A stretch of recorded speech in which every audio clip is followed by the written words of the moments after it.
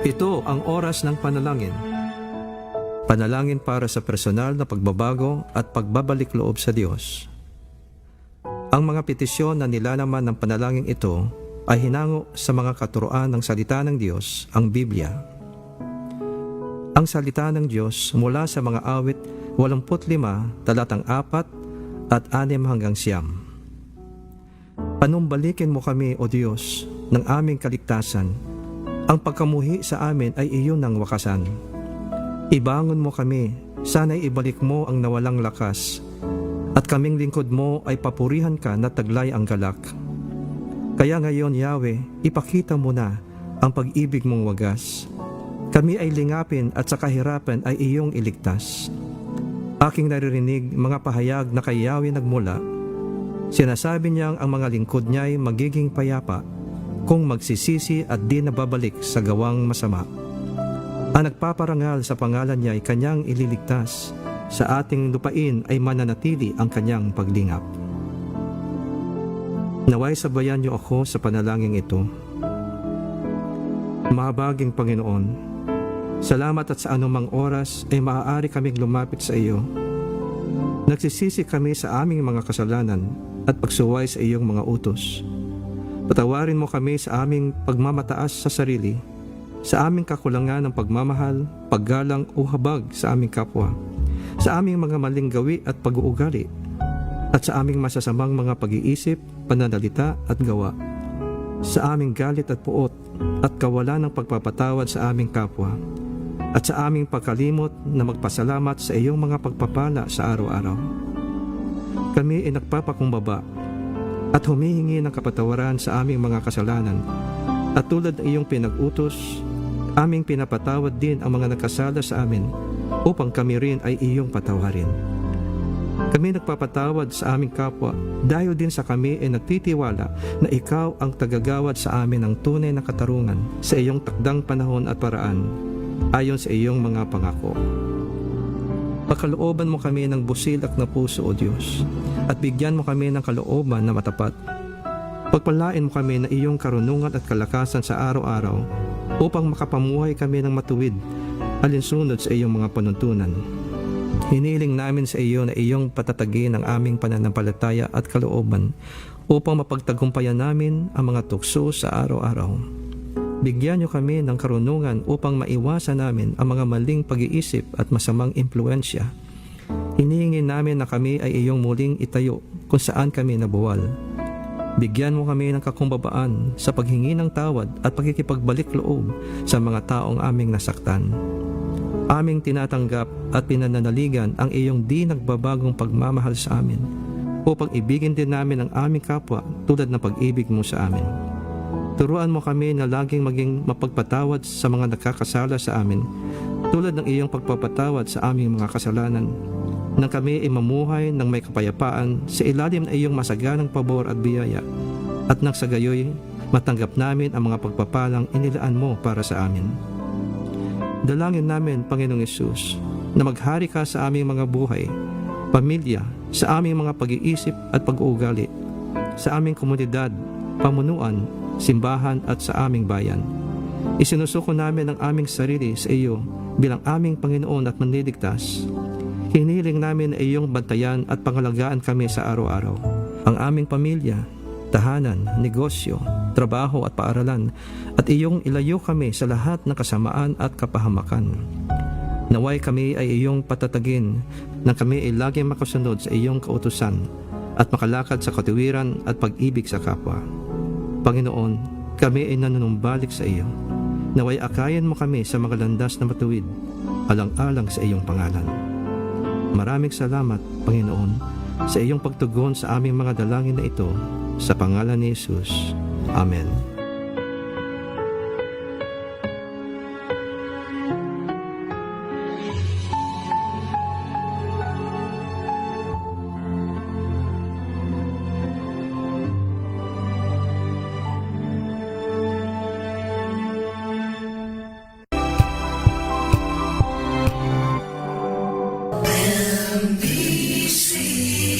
Manila Broadcasting Company. DZRH a proud member of MBC Media Group. Pilipinas ang oras, 6 na minuto na makalipas, hindi pala, 5 pa lang. 5 minuto na makalipas ang alas 4 ng umaga.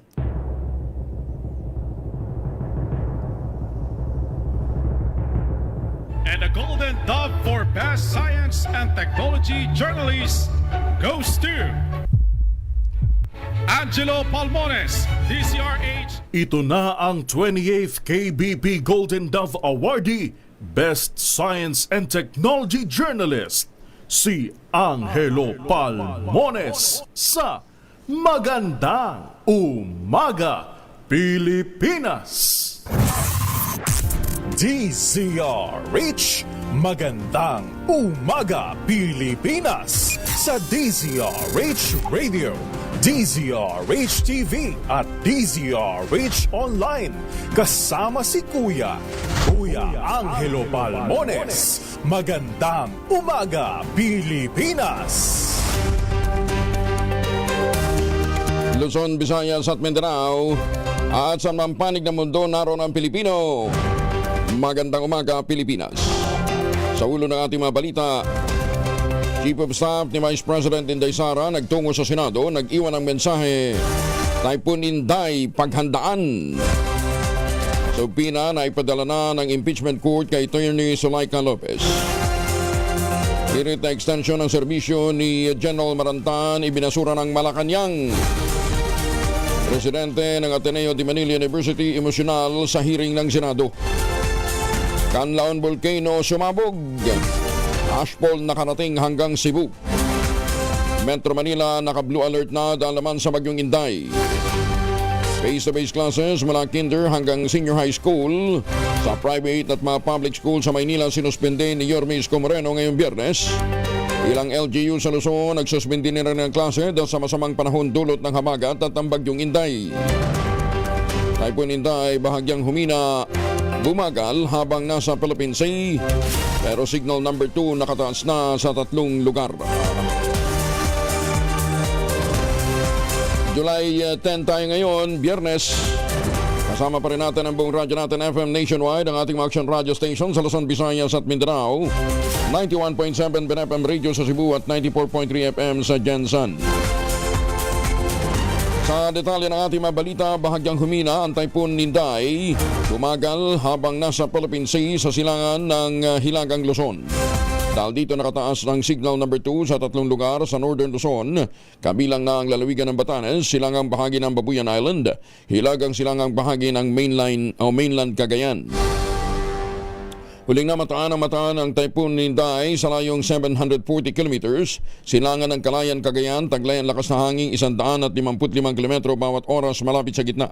Ang pagbugso nito umaabot naman ng 190 kilometers per hour habang kumikilos north-northwestward sa bilis na 10 kilometro bawat oras, bahagyang bumagal. Nakataas naman ang signal number 1 sa ilang bahagi ng Babuyan Island, rest of mainland Cagayan, Isabela, eastern portion ng Quirino, kasama dito yung bayan ng Madela, Apayao, northern portion ng Abra, Kalinga, eastern portion ng Mountain Province, eastern portion ng Ifugao, Ilocos Norte, northern portion ng Aurora, at northern at central portions ng Catanduanes. Ayon sa pag-asa, asahan ang pagbuhos ng malakas na ulan dulot ng habagat sa Occidental Mindoro at Antique ngayong araw, gayon din sa Metro Manila, Bataan, Cavite, Batangas, Oriental Mindoro, Romblon, Palawan, Aklan, Capiz, Iloilo, Guimaras, Negros Occidental, Negros Oriental, Zamboanga del Sur, Lanao del Norte at Lanao del Sur. Diyos maraming aga sa mga kababayan natin dyan po sa Kabikulan. Naimbag na bigat kada kayo amen sa mga suki natin dyan sa Cagayan at sa ibang pambahagi ng Norte. Maraming aga sa mga kuturantana sa Hinubaan, Negros Occidental. Itinaas na sa blue alert status ang Metro Manila habang patuloy na pinalalakas ng Tropical Storm Inday ang habagat na inaasahang magdudulot ng malakas na mga pagulan at posibleng pagbaha simula ngayong araw hanggang Sabado. Ayon sa Office of Civil Defense, nakaantabay na ang mga emergency operation centers at mga rescue team. Yan din ang mga kagamitan habang ang mga lokal na pamahalaan na magpapasya kung kailangan ng preemptive evacuation ay binibigyan ng kapangyarihan sa kanilang mga lugar. Nagbabala naman ang pag-asa na posibleng makaranas ang Metro Manila at mga karatig lalawigan ng 50 hanggang 100 mm na ulan, habang nagpaalala ang MMDA na posibleng pagbaha sa mga mabababang lugar. Sinuspindi na ang Philippine Coast Guard ang biyahe ng maliliit na sasakyang pandagat sa ilang daungan sa Northern Cebu dahil naman sa maalon na dagat at malakas na hangin. Patay ang isang 50 anyos na lalaki matapos natangin ng tubig baha sa Malay-Balay, Bukidnon dahil sa matinding ulang dala ng habagat at ng Typhoon Inday. Ayon sa City Disaster Reduction and Management Office, hinanod ang mga biktima ng tangkain nitong tumuwid sa rumaragasang ilog para sana sagipin yung kalang alagang baka. Bukod sa Bukidnon, nakaranas din ang pagbaha ang ilang lugar sa Mindanao, kabilang ang Sultan Kudarat at Maguindanao, kung saan maraming pamilya ang napilitang lumikas. Sa Maguindanao del Norte, natukla pa ang aspalto ng mga kalsada dahil sa malakas na ragasan ng tubig baha. Kaugnay niyan, sinuspindi na ni Manila Mayor Isko Moreno ang face-to-face classes sa kinder hanggang senior high school sa lungsod ngayong Biyernes, July 10. Saklaw ng naturang kautusan ng lahat ng mga pampubliko at pribadong paaralan sa Maynila. Kasunod dito ng rekomendasyon ng Manila City Disaster Risk Reduction and Management Department sa inaasahang pagulan ngayong araw. Kaugnay nito ay nabisuhan din ng mga paaralan na mag-ship na muna sa alternative delivery mode para sa kaligtasan ng mga estudyante. Bagong balita, bagong impormasyon, kasama si Kuyang Angelo Palmones. Magandang umaga, Pilipinas! At kaugnay niyan, kanselado na rin ang pasok sa ilang lugar sa bansa ngayong Biyernes, July 10 dahil sa posibleng epekto ng Bagyong Inday at pinalakas pa ng habagat. Meron pang pagputok ng kanlaon ha. Kompleto si Ricardo, ano ha? Kabilang sa mga nagsuspindi na ng klase, bukod sa lungsod ng Maynila ay ang Caloocan. All levels naman, Antique, yung sa mga bayan ng Barbasa, Public and Private, Bugasong at Hamtik. Sa Aurora Province, kanselado na rin ang klase, Public and Private. Batangas, ang mga eskwelahan sa Batangas City, Public and Private, magsiship na sila sa alternative learning. Sa San Jose at Alitagtag, face-to-face classes, no face-to-face classes, public and private. Sa buong lalawigan ng Cavite, maliban naman sa bayan ng Carmona at Bacoor. Sa Laguna, San Pablo City, public and private, shift to alternative learning process until July 11, hanggang bukas na, Sabado. Sa Lanao del Norte, Iligan City, public and private. Ang La Castellana sa Negros Occidental, public and private, no more face-to-face classes. Preschool to senior high school. Sa Antique, sa Aniniway, public and private, no face-to-face classes. Kasama na ang Libertad, public and private. Pati schoolwork, suspendido na rin. Wala na rin pasok ang daycare to senior high school sa bayan po ng Libertad. Sa Pangasinan, ang nagsuspende ay bayan ng Basista, public and private. Suspendido naman ang klase sa ilang lugar sa Cebu dahil sa pag-alboroto ng Bulkang Mayo o Kanlaon na umabot nga hanggang doon ang ashfall. Ito ay sakop ng mga bayan ng Aluginsan, Compostela, Consolacion, Cordoba, Danao, Dumanhog, Liloan at sa mga lungsod ng Karkar, Cebu, Cebu City, Mandaue City, Naga City, Talisay City at Toledo City. Bagong balita, bagong impormasyon, kasama si Kuyang Angelo Palmones. Magandang umaga, Pilipinas! Nabalot naman ang abo ang malaking bahagi ng Negros at Cebu matapos ang pag-alboroto ng Bulkang Kanlaon kahapon ng umaga. Ayon sa Philippine Institute of Volcanology and Seismology, nagsimula ang pagputok na kung alas 7:33 ng umaga. Tumagal ng 3 minuto, nagbuga ito ng abo na umabot ng 2 hanggang 3 kilometro ang taas bago tinangayang ng hangin patungo ng silangan. Nakarating pa ang ashfall sa ilang lugar ng Negros at Western Cebu, kabilang ang Toledo City, Balamban, Pinamungahan, Asturias, Aluginsan at Tuburan, habang nakapagtala rin ang mahinang pagulan ng abo sa Metro Cebu. Dahil dito, namahagi ang lokal na pamahalaan ng N95 face mask. Pagsuspende ng klase sa mga apektadong lugar at itinayos na rin ang alert status sa mga ospital. Nagkansela na rin ang 8 flight ang Mactan Cebu International Airport dahil sa peligro ng abo sa mga eroplano. Sa ngayon ay nananatili sa Alert Level 3 ang Bulkang Kanlaon, kaya mahigpit na pinagbabawal ng PBOX ang pagpasok sa loob ng 6 na kilometrong permanent danger zone dahil pa rin sa banta ng panibagong pagsabog at iba pang panganib na dulot ng bulkan. Niyanig naman ang magnitude 4.5 na lindol ang Pugo, La Union. Bandang alas 12:30 kahapon ito ng hapon. Ayon sa Philippine Institute of Volcanology and Seismology Director na si Dr. Teresito Toto Bacolcol, natukoy ang sentro ng lindol 1 kilometro hilagang kanluran ng Pugo, La Union, mailalim na 11 kilometro at tectonic ang pinagmulan. Naramdaman ang lindol sa lakas na intensity 5 sa Baguio City, ganyan din sa Tuba, Benguet at Pugo, La Union. Intensity 4 naman ang naramdaman sa Aringay, La Union, San Fernando, Sison, Rosario, Nagilian, Bagulin, Bawang, Santo Tomas, Agoo at Cabas sa La Union. Gayon din sa Itogon, La Trinidad, Tublay, Sablan at Kapangan, ito po'y sa Benguet. Intensity 3 ang naramdaman sa Dagupan City, Posurubio, Binalunan, Ordaneta, Villasis, Calasiao, Mangaldan, Manawag, Asingan, Tayog, San Manuel. Ganon din sa ayan po sa sa Pangasinan. Sa La Union naman, ang mga bayan ng Aringay, San Juan, Balawan, Bangar at Bacnotan nakaramdam ng intensity 3. Nilinaw naman ni Bacolcol, wala silang inaasahang malaking pinsala o mga aftershock, wala sa naganap na pagyanig. So kapag 4.5 kasi, that is just a minor earthquake. And with this, we don't expect damage and we don't expect aftershocks. Isang lalaki naman ang sugatan matapos tagain ng itak sa bayan ng Manapas, Northern Samar. Detalye na balita mula kay Jane Galit Bantayan. May buntag naman, Jane. Pinagtulungang hampasin ng kahoy at tagain ng dalawang magkaibigan ang isa pa nilang kaibigan ng magkainitan ng mga ito dahil sa impluwensya ng alak. Nangyari ang nasabing insidente sa barangay ng Magtaon, Mapanas, Northern Samar. Ang biktima, kinilala na si alias Badoy, 50 taong gulang, ay nagtamo ng sugat sa ulo at iba pang bahagi ng kanyang katawan. Ang umataking mga kaibigan, kinilala sa kanilang mga pangalan na si Loy, 38 taong gulang, at isang kinilalang si alias Ralph, 72 taong gulang. Ayon sa salaysay ng misis ng biktima na si Lita, magkakaibigan itong tatlo, ngunit dahil sa impluwensya ng alak, nagkainitan.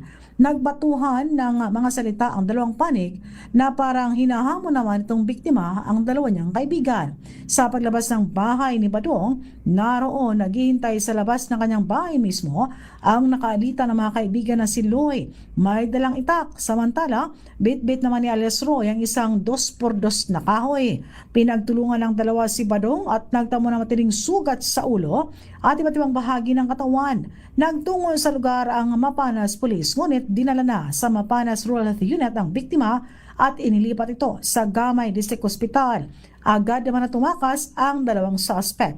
Kasalukuyan ang hot pursuit operation ng kapulisan laban sa mga ito. Mula sa Action Radyo Katarman, RH34 Jane Galit Bantayan ng DZRH, una sa Pilipinas, una sa Pilipino. Damo nga salamat, Jane. Magandang umaga, Pilipinas! Pilipinas, ang oras 11 na minuto na makalipas ang alas 4 ng umaga. Mga mamis, bantayan ho natin ang ating mga laundry ngayong araw na ito. Ha? Kunot no ka ba kapag makapit, madikit at malupit ang mantsa? All you need is Pride. Ba't mapahirapan ang self kung sa Pride is yet worry-free naman ang laundry? Sa Triple Stay-Away Formula, tanggal ang matitindi mantsa based on sa chocolate, mud and Sibumon Cotton. Gawa po ito ng ACS.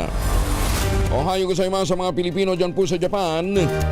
Bilang paghanda sa Typhoon Inday, raincoat at mga go bags, ipinamahagi naman ng mga pulis sa Limay, Bataan. Detalye na balita mula kay Danny Kumilang, RH37. Danny, good morning.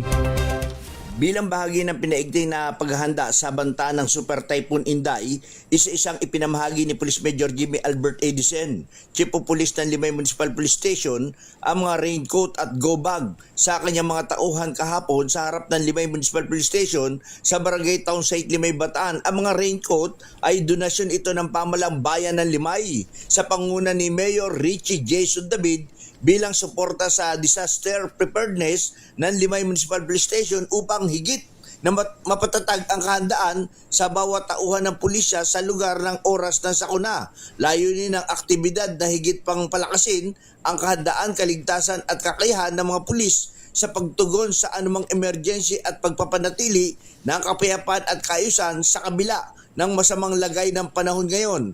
Patuloy na naninindigan ang Limay Municipal Police Station sa pagbibigay ng maagap, tuloy-tuloy na epektibong serbisyo upang matiyak ang kaligtasan at seguridad ng mamamayan sa panahon ng kalamidad. Dani ko bilang RH37 DCRH, una sa Pilipinas, una sa Pilipino. Maraming salamat, Danny. May pawak kayungan sa mga suki natin dyan po naman sa Pampanga. Ito muna, merong latest si Tina Nolasco, kaugnay ng mga paghahanda ng Manila City Government sa pagpasok ho ng bagyong Inday. Detalye mula kay Tina Nolasco, RH9. Tita Teens, good morning.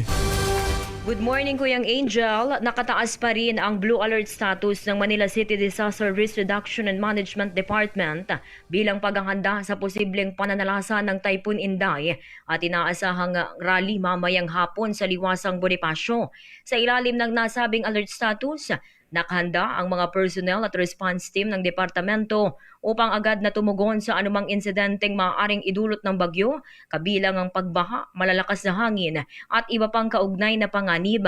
Tiniyak din ng Manila City DRRM Department ang patuloy nilang monitoring sa lagay ng panahon at pakikipag-ugnayan sa mga kaukulang ahensya ng gobyerno upang matiyak ang maagap na pagpapatupad ng mga hakbang sa kaligtasan at pagbibigay ng kinakailang tulong sa mga residente. Pinapayuhan naman ang publiko na manatiling mapagmatyag, sundin ang mga opisyal na abiso at maghanda para sa anumang posibleng epekto ng bagyo. Ito si RH19 na Nolasco para sa DZRH, una sa Pilipinas, una sa Pilipino. Salamat, Tina. Pangulong BBM nagpaalala naman sa mga ahensya, huwag maging kampante. Higpitan ang pagbabantay sa galaw ng bagyong Inday. Detalye mula kay Let Narciso, RH14. Let, good morning.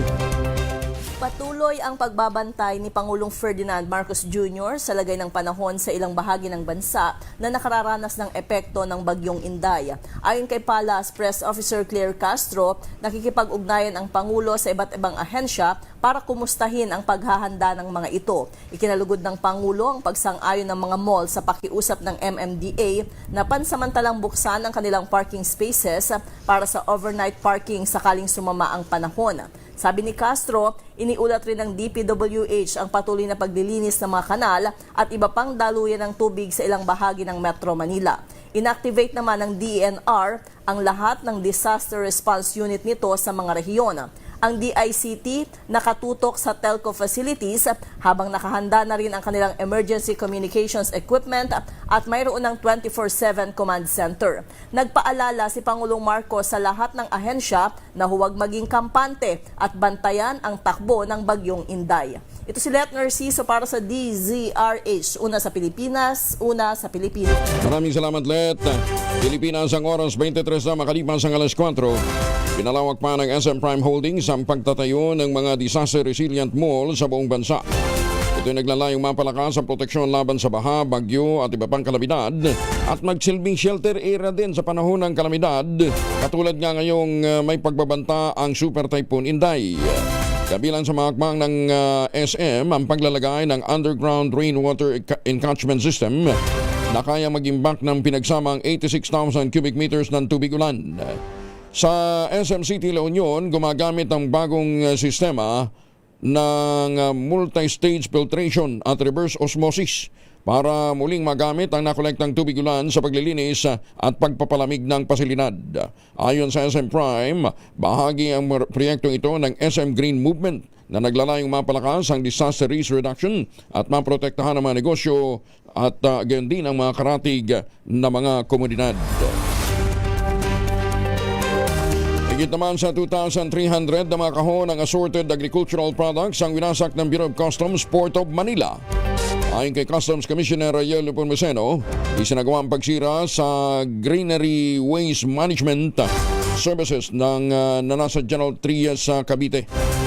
Ang mga naturang produkto ay galing Korea. Kinampiska dahil sa paglabag sa Republic Act 10611 o Food Safety Act of 2013 at Customs Modernization and Tariff Act.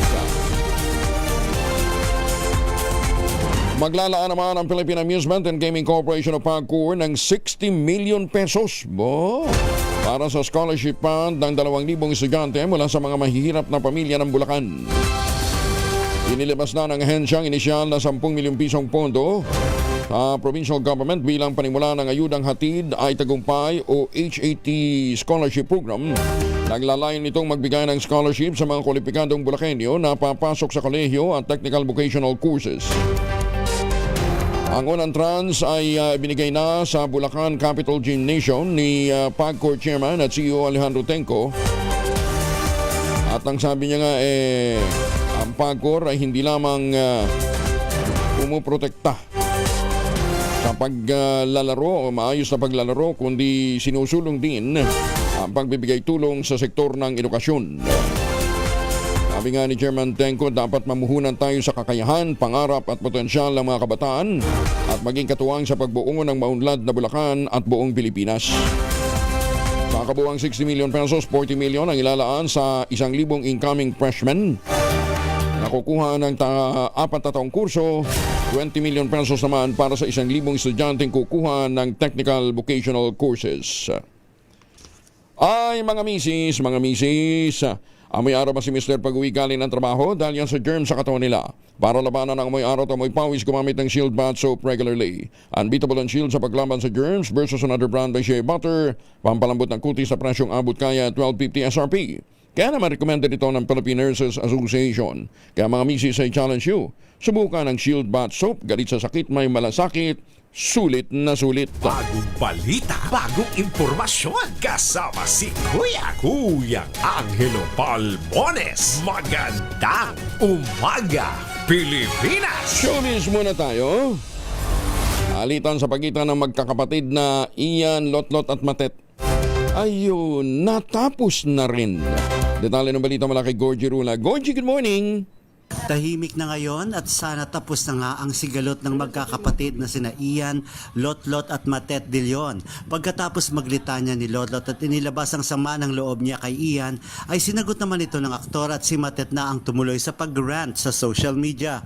Pero pagkalipas ng ilang araw, maganda na ang palitan ng post. Nagpasalamat na si Ian sa magandang pag-uusap nila ni Matet at si Matet naman ay nag-post ng litrato nilang magkakapatid at ang nasa caption nito ay na-miss na lang daw niya ang namayapa nilang inang si Nora Honor.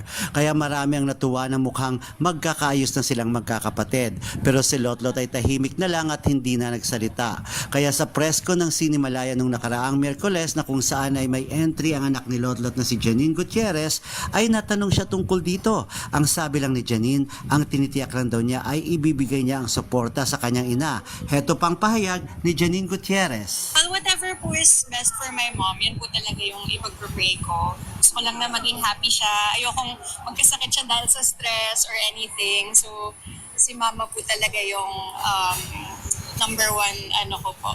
Pinagdadasal na maging okay. Yan ang pahayag ni Janine Gutierrez. At yun naman ang hangad ng lahat, lalo na ang mga loyal fans ni Nora Honor na magkakaayos na ang magkakapatid. Gorgie Rula po nag-uulat mula sa showbiz ng DZRH. Una sa Pilipinas, una sa Pilipinas. Maraming salamat, Gorgie!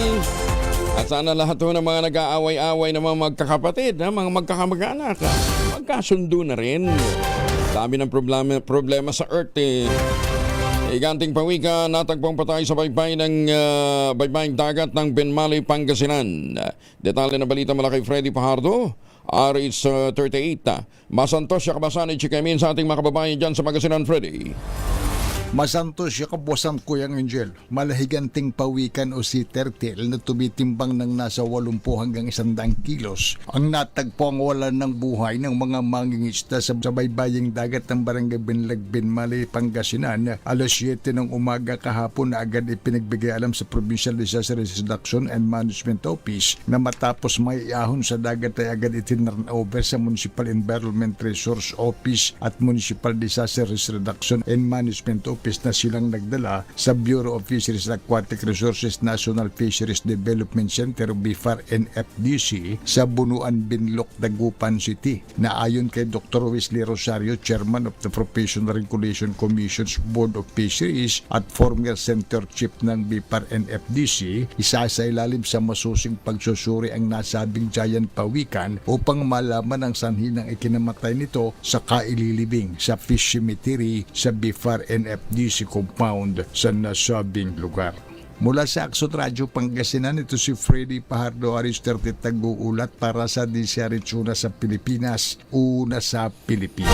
Maraming salamat, Freddy. Meron nga pong libingan ng mga isda. Fish cemetery dyan po sa Binloc, Pangasinan. May alok naman ang Pag-ibig Fund na mas mababang promotional interest rate at mas mataas na maximum ceiling na 10 milyong piso para sa mga gustong mangutang para sa bahay o housing loan. Ayon kay Department of Human Settlement and Urban Development Secretary Jose Ramon Aliling, chairman din ng Pag-ibig Board of Trustees, layo ng hakbang na ito na matulungan ang mas maraming mga Pilipinong magkaroon ng akses sa abot-kayang pabahay. Sa ilalim ng programa, mga kwalipikadong borrower para sa socialized housing ay maaaring mag-avail ng subsidized annual interest rate na 3% o katumbas ito ng 4,005 pesos na monthly amortization para sa 950,000 pesos na house and lot package. Nasa 4.5% naman ang promotional rate para sa low-cost housing loan na mas mataas sa socialized housing threshold na 4.9 million pesos habang 5.75% naman sa mga loan na lalagpas sa 4.9 million pesos hanggang sa bagong maximum ceiling na 10 million pesos. Sinabi naman ni Pag-ibig Chief Executive Officer Marlene Acosta na gawa nilang magalok ng below market lending rates dahil sa mataas na financial position ng Pag-ibig Fund. Ay sa mga Pilipino dyan po sa Hong Kong, sa Taipei, Taiwan, sa mga sima natin ha, ingat kayo. O kayo pabalik na ng Pilipinas, huwag nang magpasalubong ng imported na tsokolate. Meron tayong tangerine chocolate. Ito po ay brand ng mga magdiniyog ng mga magsasaka dyan po sa lalawigan ng Quezon. Sa tulong po ni Dr. Helen Tan, yung po mga planting material ng kakao galing Davao, hinakot po yan. Itinanim sa ilalim po ng mga natitira pang mga bakanting lote dyan po sa lalawigan ng Quezon. Kaya ngayon, nagpuproduce na ho sila ng dekalidad na cacao beans, pinoprocess para maging tangerine chocolate. Available yan sa 0919-095-5935. Baka kayo po gusto ng iba pang mga variants, i-check po ninyo sa tangerinechocolate.ph. Mahigit 10 variants po yung available. Ang mga raw material ay galing din po sa ani ng ating mga magsasaka. At sabi nga po ni Dr. Helen Tan, sino bang magmamalasakit sa Pilipino kundi ang kapwa Pilipino? Kaya sa bawat tangkilik natin ng tangerine chocolate, pinalalakas natin ang loob ng ating mga magsasaka, pinalalakas natin ang ating lokal na ekonomiya. Tangerine chocolate 100% gawang lokal, but taste and looks global, tinulungan ito ng DTI at ng DOST. Tangerine chocolate 100% gawang atin, sana naman ay ating tangkilikin. Noel, dyan sa Maryland, USA, good morning. Diyan din kay Ma'am Evan Lang, dyan po sa Las Vegas. Kay Junyang Bao, dyan sa San Diego, California, good morning. High value drug target naman sa isang Visayas, arestado. Nakuha nito ng halos 7 milyong pisong halaga ng shabu. Detalye ng balita mula kay Jimmy Angay-Angay, RS32, maupay nga agad, Jimmy. Nasabat ang halos 7 milyong pisong halaga ng shabu sa buy-bust operation sa Ormoc City, Leyte. Arestado ang isang 51 anyos na driver na kilala na si alias Tan na isang Regional Priority High Value Drug Target ng Police Regional Office 8 isinagawang operation sa Barangay South Ormoc City kung saan nakumpiska ng mga otoridad ang mahigit 1 kilong gramo o 1 kilong shabu na tinatayang halos 7 milyong piso ang halaga. Ayon sa PRO8, maayos na minarkahan at inventaryo ang mga nakuhang ebidensya sa harap ng kinakailangang saksi. Inihanda na ng mga otoridad ang kaso laban sa pagbibenta at posisyon ng ilegal na droga sa suspect. Pinuri naman ni PRO8 Regional Director Brigadier General Jason Capo ang mga operatiba. Katuwang ang ahensya ng matagumpay na operation, aniya patuloy nilang paigtingin ang intelligence-driven operations upang tuluyang masugpo ang ilegal na droga at mapanatiling ligtas ang mga komunidad sa Eastern Visayas. Mula dito sa DYVL Action Radyo Tacloban, ito si RS32 Jimmy Angay-Angay para sa DZRH. Una sa Pilipinas, una sa Pilipino. Daghang salamat, Jimmy Angay-Angay. Aba, sa Davao City din, may kinasang anti-drug operations. May mga naaresto, nakuna ng 200,000 pesos worth ng shabu. Meron pang baril. Detalye mula kay Jun Soter mula sa Action Radio na ba? May butag ni mo, Jun. Mayong butang usab Kuyang Angel, dalawang hinihinalang drug peddler ang naresto matapos ang matagumpay na anti-illegal drug operation na isinagawa ng Santa Ana Police Station sa Davao City pasado alas 3 ng hapon, Hulyo 8. Pinanguna ng operasyon ng matauhan ng Santa Ana Police Station sa ilalim ng pamumuno ni Acting Station Commander Police Major Mark Hidsel Colaste. Nakumpiska sa operasyon ang hinihinalang shabu na may tinatayang standard drug price na 201,280 bukod pa sa isang 357 caliber revolver at iba pang ebidensyang may kaugnayan sa illegal na droga. Pinuri naman ni Davao City Police Office Director Police Colonel Peter Bauzon Madria ang mga operatiba sa matagumpay na operasyon na anyay patunay ng patuloy na pinaigting na kampanya laban sa illegal na droga sa lungsod. Binigyan din ni Madria na naging matagumpay ang operasyon sa tulong ng koordinasyon ng kapulisan sa mga opisyal ng barangay, lokal na pamahalaan at mga mamamayan patuloy ng ipagtulungan sa mga otoridad upang mapanatili ang kapayapaan at kaayusan sa Davao City. Ito si June Suter para sa DZRH. Una sa Pilipinas, una sa Pilipinas. Daghang salamat, June Suter. Ibinido naman ng SM Prime Holdings ang kauna-unahang major event sa bagong SM Seaside Cebu Arena na gaganapin bukas. Ang naturang arena na nagkakahalaga ng 7 billion pesos ay mahigit na 7 hektaryang gross floor area at kayang mag-accommodate ng hanggang 25,000 katao. Ayon kay SM Prime President Jeffrey Lim, ang nasabing arena ay merong direktang access sa SM Seaside City Cebu at sa inaabangan ding SMX Convention Center Seaside Cebu. Matatagpuan din na niya sa gitna ng SM City Seaside Cebu Arena ang pinakamalaki at pinaka-advanced na center hung display sa Cebu na may crystal clear visuals, immersive sounds at real-time data integration para sa sports, concerts, corporate shows, circus production at iba pang mga events. Dito gaganapin ang Signals World Tour ng P-Pop Girl group na Bini. Aba, bukas yan, July 11. Magandang umaga, Pilipinas! Trabaho ng Senado hindi maapektuhan kahit na may petisyon sa Korte Suprema laban sa impeachment ay naman kay Senate President Win Gatchalian. Detalye ng balita mula kay Raymond Edpa sa Aris 28. Raymond, good morning. Hindi maapektuhan ang trabaho ng impeachment court kasunod ng inihay na petition sa Korte Suprema na kumukwestiyon sa pagtalaga kay Senador Francis G.C. Escudero bilang presiding officer. Ito ang deklarasyon ni Senate President Sherwin Gatchalian kasunod ng inihay na petition sa Korte Suprema ng mga abogadong kaalyado ni Vice President Sara Duterte. Sabi ni Gatchalian, hindi sila apektado dahil hindi naman ibinigay ng Korte Suprema ang hinihingi nilang Temporary Restraining Order o TRO. At dahil walang TRO ay tuloy ang impeachment trial. Una nito itinanggi ng panig ng depensa na sila ang nasa likod ng petition sa Korte Suprema kundi ito ay sariling kilos umano ni na Attorney Israelito Torion. Matagal nang idineklara ni Vice President Sara Duterte na nakahanda ito sa isang bloodbath kapag umakyat sa Senado ang impeachment complaint laban sa kanya. Ito si RH28, Raymond Dadpas para sa DZRH, una sa Pilipinas, una sa Pilipino. Maraming salamat, Raymond. May update muna tayo sa bagong tensyon sa pagitan ng US at Iran. Kasama pa rin natin si Joy John Acol, ang ating kasama dyan po sa Washington, USA. Joy John, good morning. Magandang umaga, Angel, mga kababayan.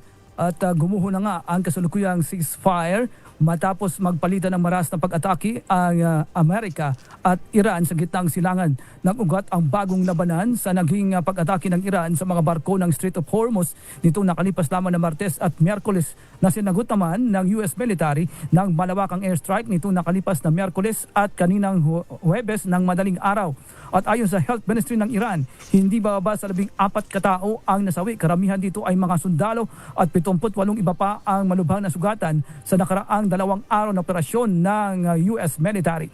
Tinamaan ng US missiles ang perimeter o paligid ng Bushehr Nuclear Power Plant, bagamat nilinaw ng Iran na hindi direktang napinsala ang mismong pasilidad.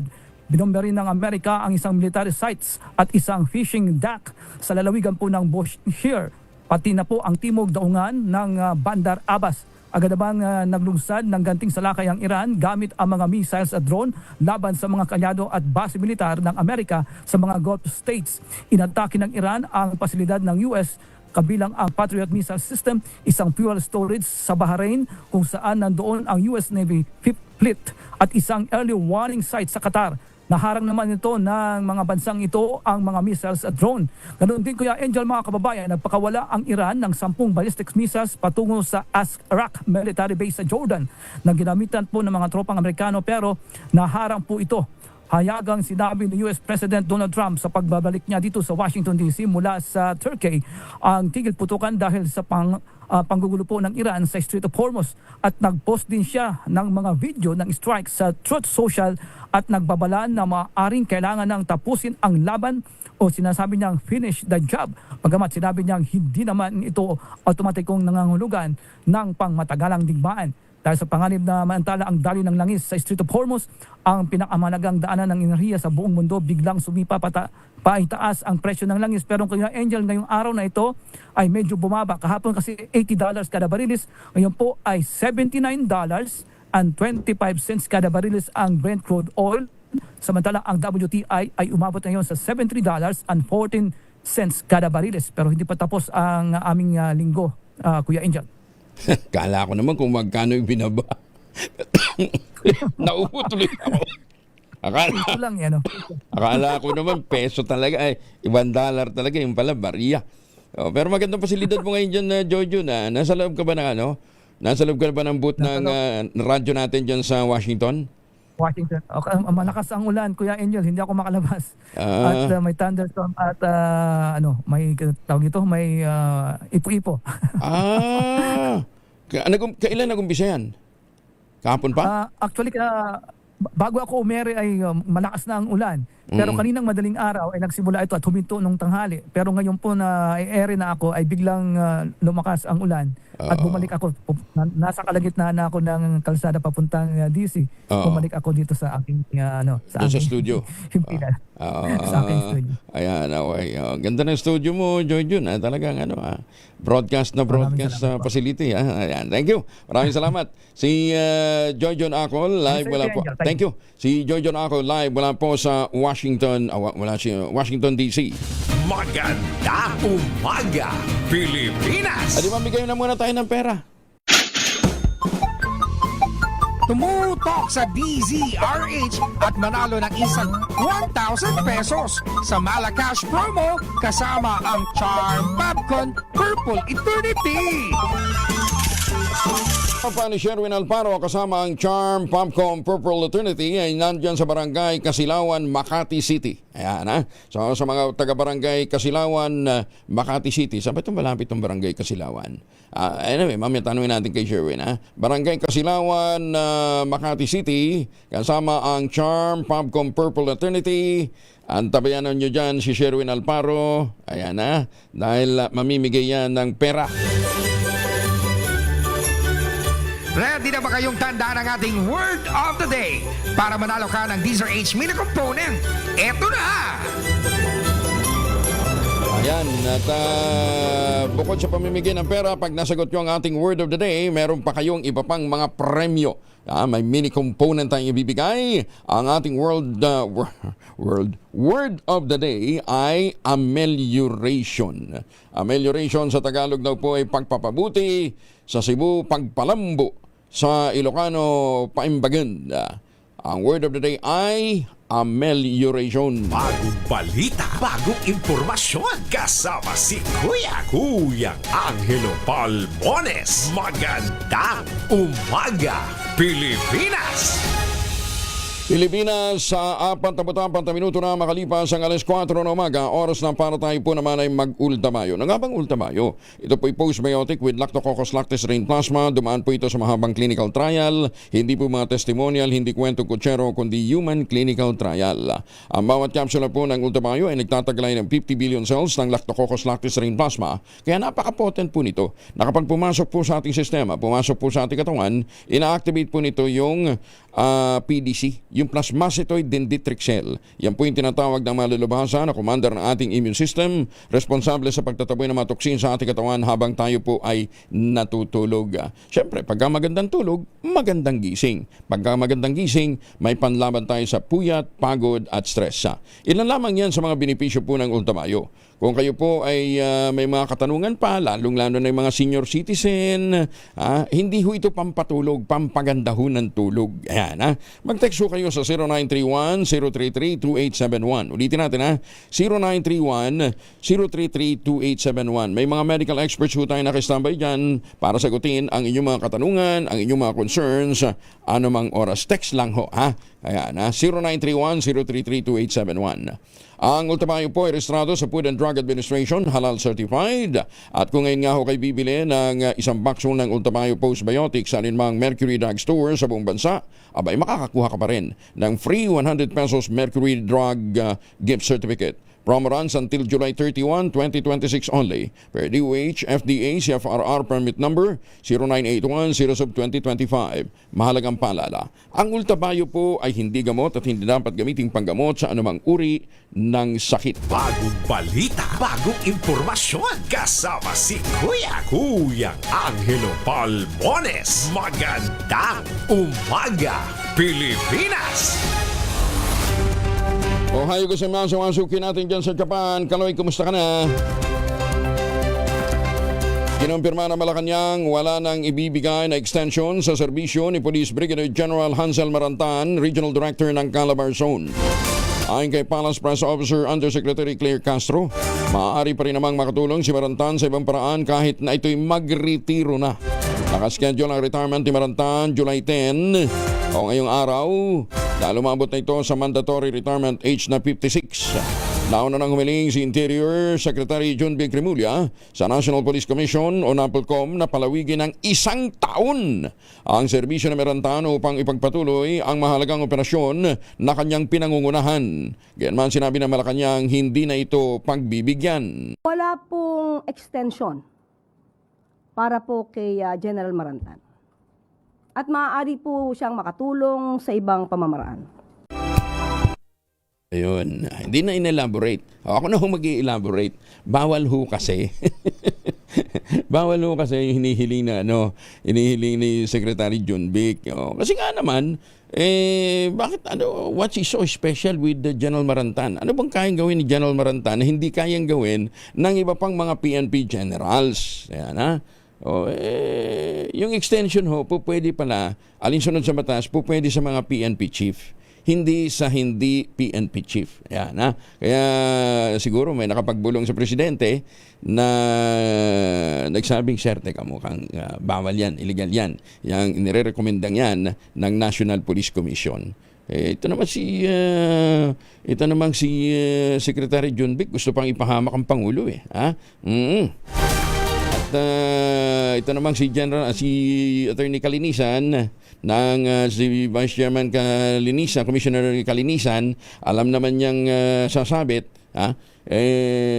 nirekomenda din. Mabuti na lang yung ilang mga dating naging PNP chief na nagpahayag ng kanilang pagtutol, sinight yung tamang probisyon na hindi po pwede yung gusto nilang mangyari na extend ng 1 year si General Marantan, hindi pa naman ito PNP chief. Ayan, malay nyo, gusto niya lang gawing PNP chief. Magandang umaga, Pilipinas! Hindi pa nga siya PNP chief. Ayan, suspendido na rin ang klase sa lahat ng antas ng pampubliko at pribadong paaralan sa Malabon ngayong Biyernes. Ayan, At sabi ni Jeric, ipasok nyo na dahil may nanalo na.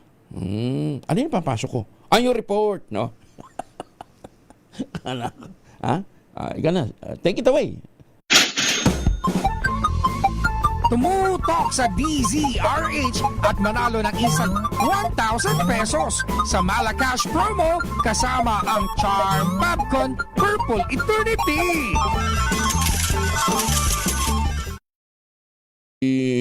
Sherwin ay magiging 30 years old na sa July 13, Monday.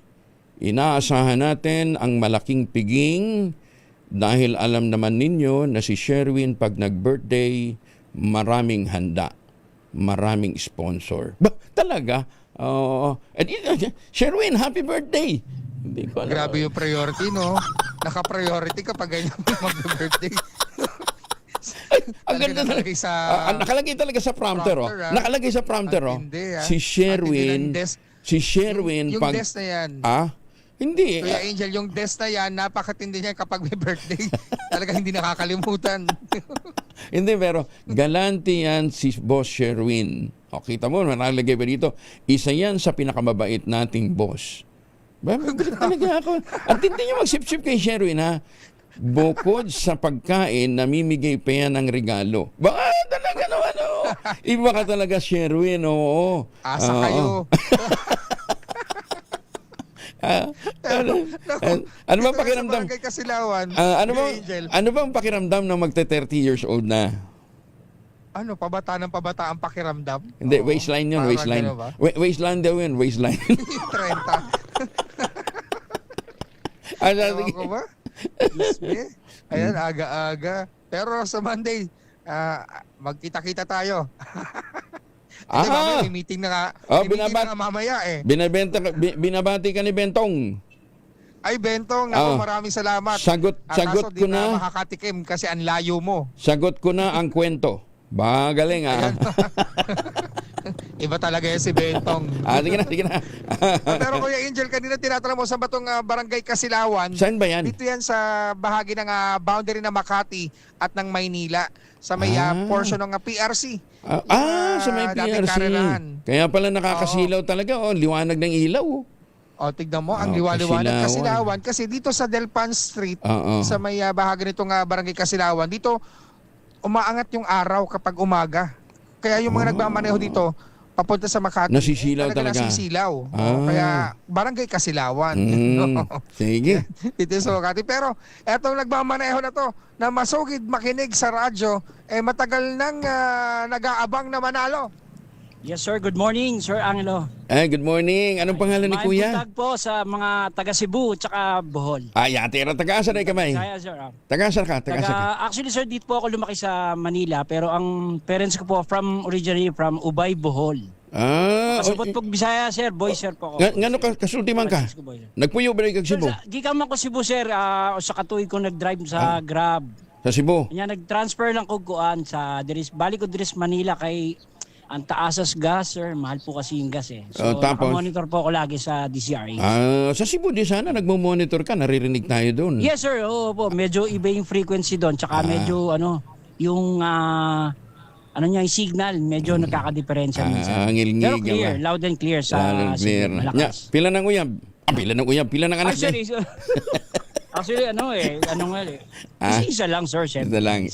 Isa lang ang anak. Dapat lang, no? Dapat lang, Kuya Angel. Hindi, isa lang ang anak. Isa lang ang anak, sabi niya. Bali ngayon po, may dalawang mga baby po ako. Dalawang babies. Oo, kaya pala ang sipag. Tsaka isang toddler, tsaka isang baby, tsaka may stepdaughter po ako, 8 years old. Nasa Bohol po sila ngayon. Ayan, okay, sige. Bigyan mo na yung premyo.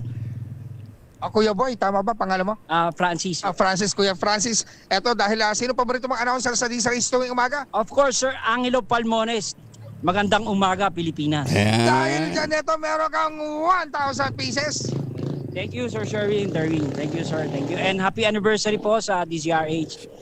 Maraming salamat po, Tito. Francis. Panggas po namin, Sir Sherwin. Alam mo, Kuya Francis. Ito, Francis. May sinasabi si Kuya Angel. Yes, sir. Batiin mo na happy birthday para dagdagan. Yung nga po kasi, happy birthday. Ayan, birthday, Sir Sherwin. Dahil happy birthday, ito meron pang additional na 1,000 pieces. Kita mo, iba talaga ang Sherwin. Maraming salamat po. Panggas po namin ito. Ayan. TNBS driver po ako. Ayan, oo. Ayan, ako, Kuya Angel, iniimbitahan natin mga TNBS driver sa Martes, sa July 14, dahil yun yung ating anniversary sa Lubong and Grand Stickering Day para sa ating mga Cambio King sa mga nagmamaneho, kagaya ni Kuya Francis. Yan, pwede kayo manalo pa ng limpak-limpak na mga papremyo dyan sa DCRH Studio. Ikaw, unfair ka, Sherwin, ha?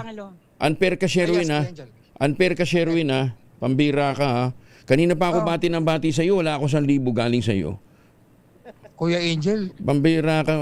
Mas marami ka kaya. 1,000. Sige na, bigyan mo na yung Pag ako, premyo. Kuya Angel. Kakatampo naman sa iyo.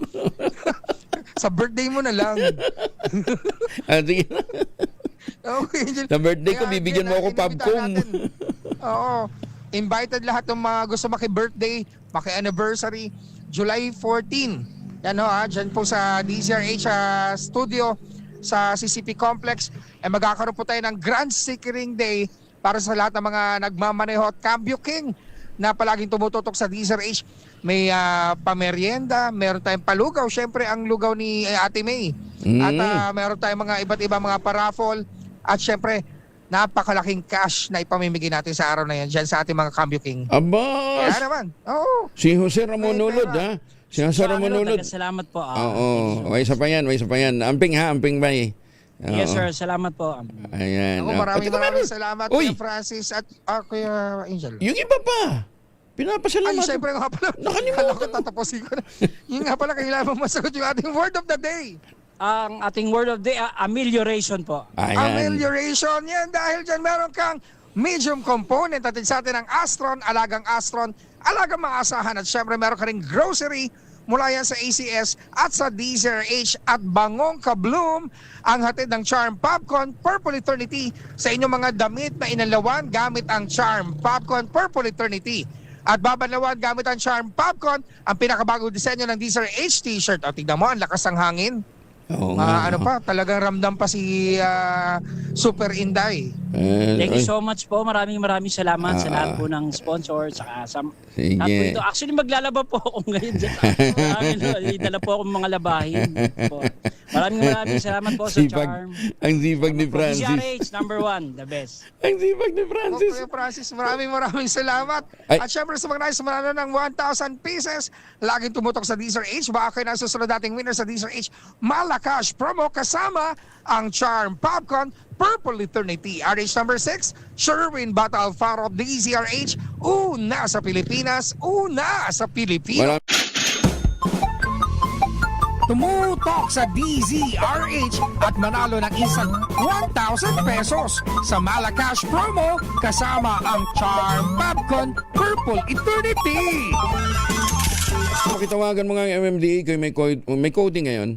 May coding Friday. Ha? I-check mo nga. Kasi malakas ang ulan eh. Pa-check mo na lang kung may coding. Magandang umaga sa mga taga Santa Maria, Laguna. Sumagot si Bentong, Sherwin. Fake news daw yun na magpapakain ka. Si Sherwin pa. Hindi fake news yan. Para patunayan mong totoo yan, Sherwin, umpisahan mo na ngayong araw. Ayan, July 16, birthday naman ni Mayor Deo Macalma. Si Jerry Baha naman, July 19. Tapos si Edwin Duque, July 26. Si Eric Dastas, July 17. Ayan, dami magbe-birthday, no? Magandang umaga sa mga Pilipino dyan po sa Taiwan. Magandang umaga, Pilipinas! May public service lang tayo dito. Pinapakiusap ng isang kaibigan natin dyan po sa Toronto, Canada. Nawawala po itong si Johan Santiago Aloot, 18 years old. Huli itong nakita dyan po sa Pamintuan Village, Dao, Mabalacat City, Pampanga. Kung meron daw po kayong nalalamang impormasyon sa kanyang kinaroroonan, makipag-ugnayan lamang kay John Aloot sa 0915-230-8767 o dili kaya sa 0926-340-9667. Para po sa karagdagang kung ano man po yung impormasyon na po pwede ho ninyong ibahagi. Nawawala si Johan Santiago Aloot simula pa noong July 2. Diyan po sa Mabalacat City, Pampanga. Magandang umaga, Pilipinas! Napigilan ng pulisya ang isang 16 na taong gulang na estudyante na makapasok sa isang pampublikong paaralan sa Tupi, South Cotabato na may bitbit na barel. Ayon sa Philippine National Police, naharang ang binatilyo noong July 7.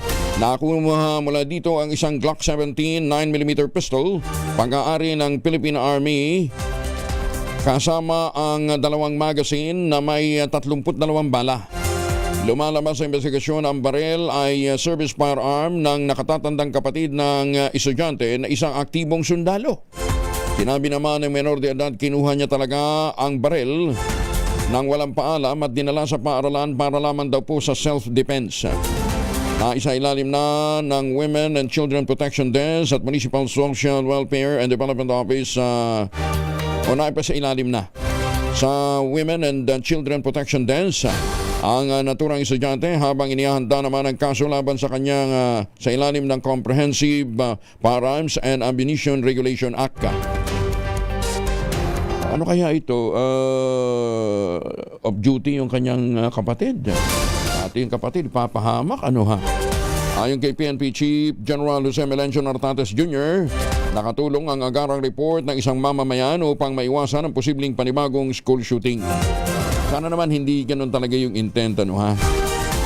Kaya lang sabi niya nga, proteksyon niya daw laban ho sa mga pambubuli. Kaya talagang dapat talaga malabanan na ho yung ganyang klase ho ng mga problema.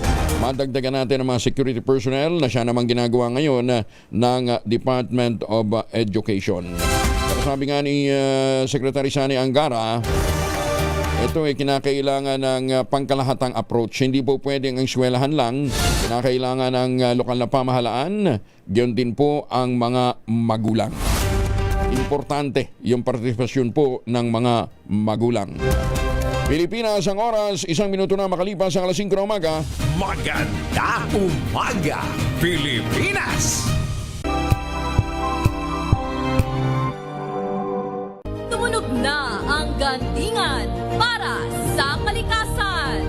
Ang nagkamit ng parangal bilang Best News Anchor ay walang iba kundi si Angelo Palmones ng Magandang Umaga Pilipinas, DZRH Radio 666 kHz.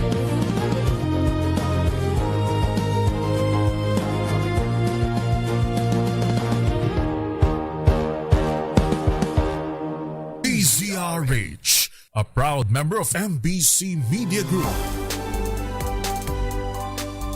Bagong balita, bagong impormasyon. Kasama si Kuyang Angelo Palmones. Magandang umaga, Pilipinas! Naimbag na bigat ka na kayo amin sa mga suki natin dyan sa norte, lalong-lalo na sa mga Tagalasam, Cagayan. Ayan, at magandang umaga din po sa mga suki ho natin dyan po sa Angkang at Macau.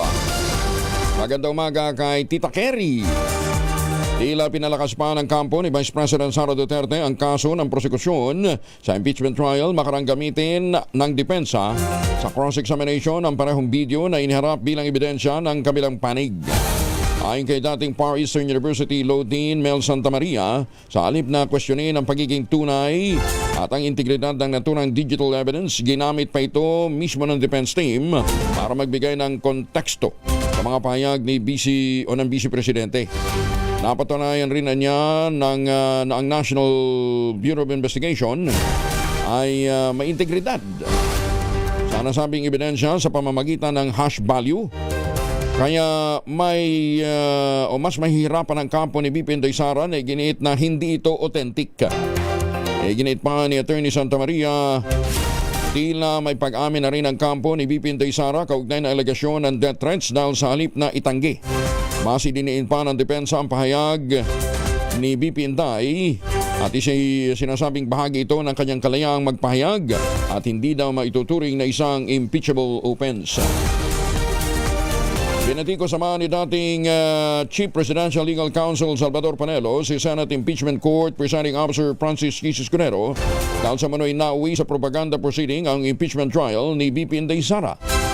Ayon kay Panelo, hindi dapat pinayagang magbigay ng opening presentation ng prosekusyon habang hindi pa nare-resolba ng impeachment court ang pagtutol ng depensa. Kinasyon din niya ang 2 minutong limitasyon sa pagtatanong ng mga senator judges na hindi nakatutulong para sa masusing paglilitis at paghahanap ng katotohanan. Sinabi pa ni Panelo, maaaring makatulong sa depensa ang inaasahang pagtestigo ni dating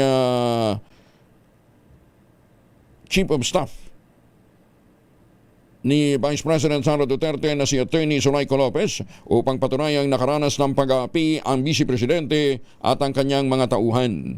Iginit ni Panelo na nanatili ka ang kanyang paniniwala na conditional at hypothetical lamang ang pahayag ng Vice Presidente at hindi ito maututuring na kriminal na pagbabanta.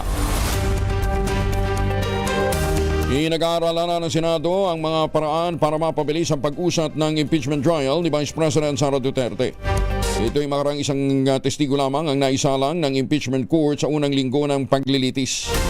Ayon kay Senate President Sherwin Gatchalian, dahil sa mahabang diskusyon at pagtatanong, hindi nila nasunod ang kanilang target na maisalang ang ikalawang witness sa huling araw ng week 1. Tawag na nito, kumonsulta na niya ang Senado sa prosekusyon at sa defense team kung paano mapapabilis pa ang trial.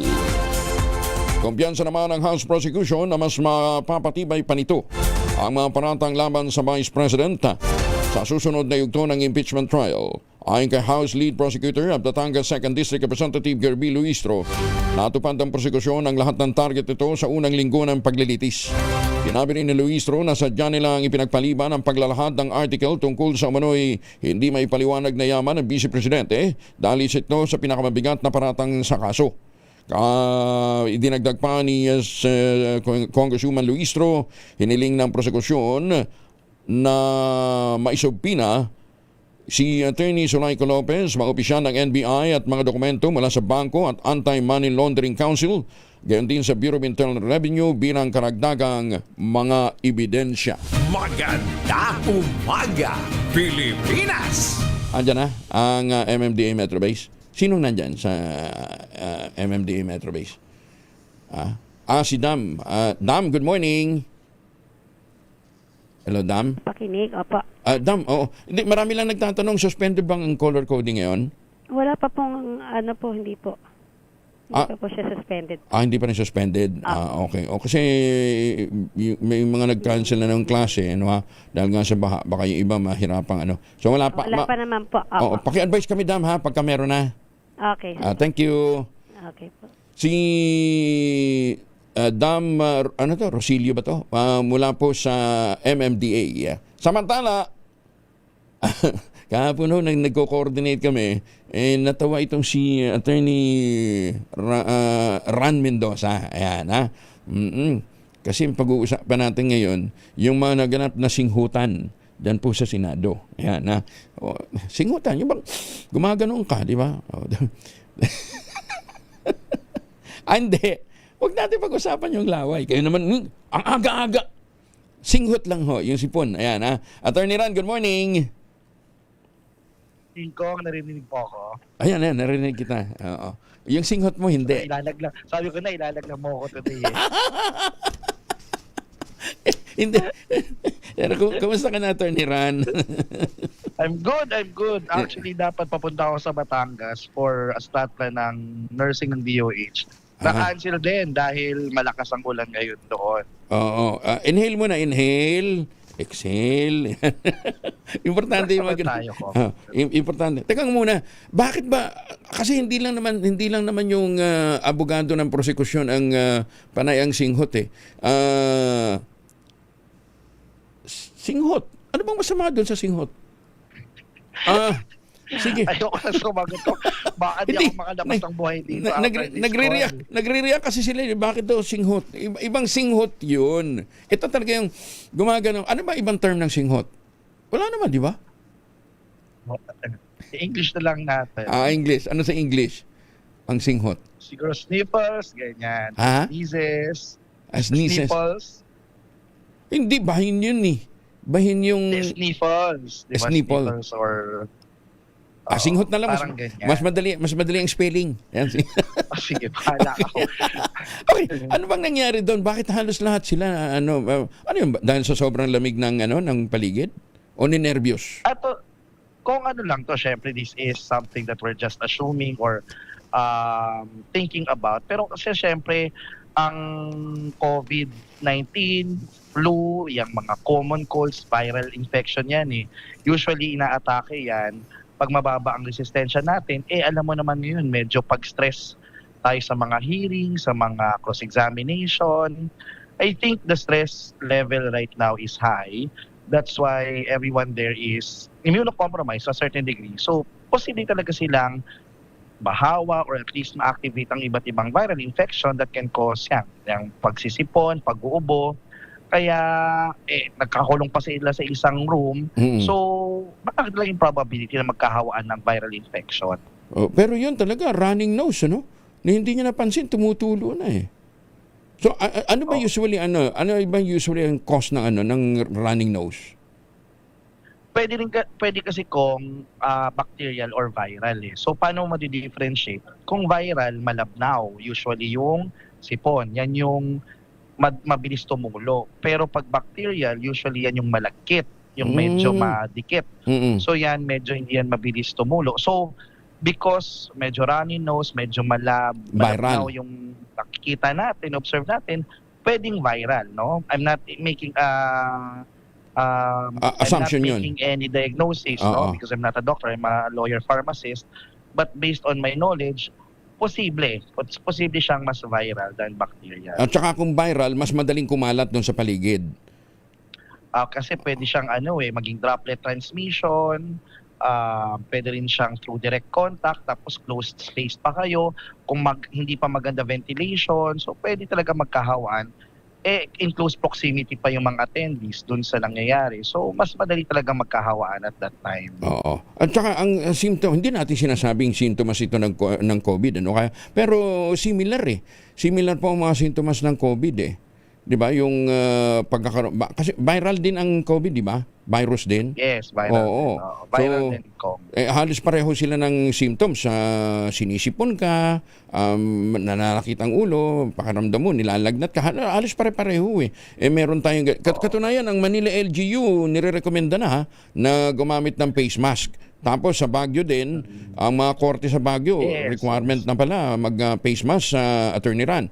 So, are you recommending also na doon sa mga pupunta sa Monday sa Senado, mag-face mask na rin? Oo naman. So it is recommended that they protect themselves from potential infection. So mag-face mask, magdala ng alcohol, always wash your hands para maiwasan din ng direct contact. Kasi nakikita natin ngayon, di ba, sabi ng DOH, medyo sa Quezon City nagkakaroon ng spike eh. Nationally, okay naman. Pero siguro kasi ang dami nating event dito na in close proximity nga to one another, mga gathering. So, yung virus, mas madaling mag-transfer from one to another person. So, mag-ingat din talaga tayo ngayon, mag-hygiene at saka mag-face mask and always wash our hands to prevent infection. And more importantly, dapat talaga i-boost natin ang ating immune system.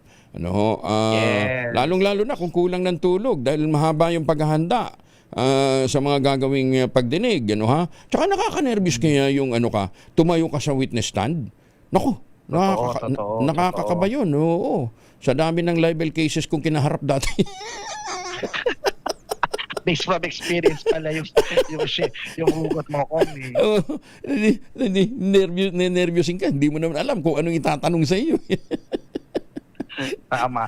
Tsaka syempre, Kong, di ba, pag nagpe-prepare ka for any hearing, prosecution, ang hindi alam ng marami, ang daming binabasa ng mga lawyers dyan. Hindi lang batas, anong mga nangyari, ibang documents. So talagang pwedeng magpuyat ang mga lawyers in preparation for the hearing. Kasi hodang prosecution ka or defense, puyat yan, pagod yan, stress yan. Kaya po kung sa ating mga lawyers na mga kapatid sa ating profesyon, pangalagaan po natin ang sarili natin. Ito nga po yung magandang balita sa atin kasi po we have brought to the Philippines the first postbiotic that is proven by 17 human clinical studies from Japan, which is Ultabio.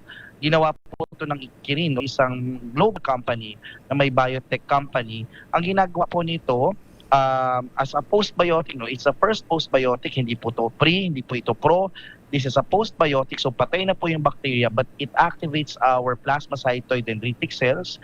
Ito po yung commander-in-chief ng ating immunity na nag-activate ng 4 na types ng immune cells para laging ready yung immunity mo kung may pumasok man, either COVID man yan, flu man yan, rotary, iba pang types ng virus or bacteria, yung katawan mo ready lagi lumaban kasi may 4 na klase ng immune systems na activated para kang may army ng immune system mo lalaban agad when an infection comes. Kaya effective yan sa atin, lalo na ngayong puyat, pagod at stress ang ating mga lawyers sa hearing na nangyayari sa ating Senado ngayon. Ayan. Kaya siguro, anyway, ang Ultrabayo po available sa available sa Mercury at ano pa yun? Basta sa ibang mga leading drugstores natin. HP1, Amesco, sa mga regional drugstores kung available kayo. But they can also try it online if they don't want to go out.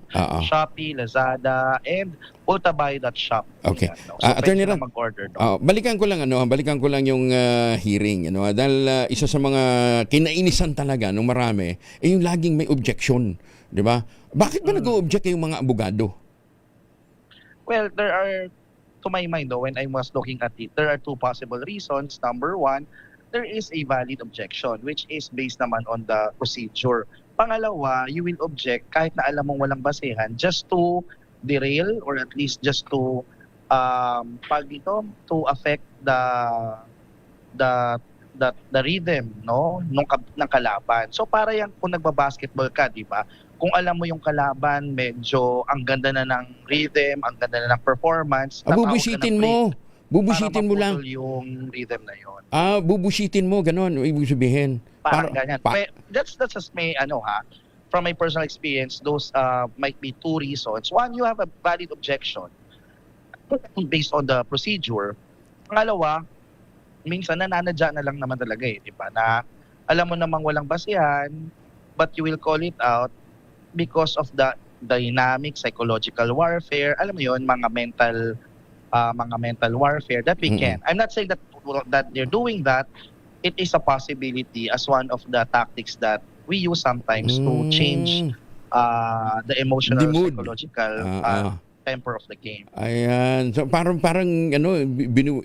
binabago mo yung mood ng Correct. Diba? Okay. Parang if you want to manifest something, dapat maganda yung energy mo, dapat zen ka, dapat mas mataas yung optimistic energy mo, tapos binisit ka, pwede kang mawala sa wisyo. Zen para sa wisyo. Emotional warfare din kasi siya.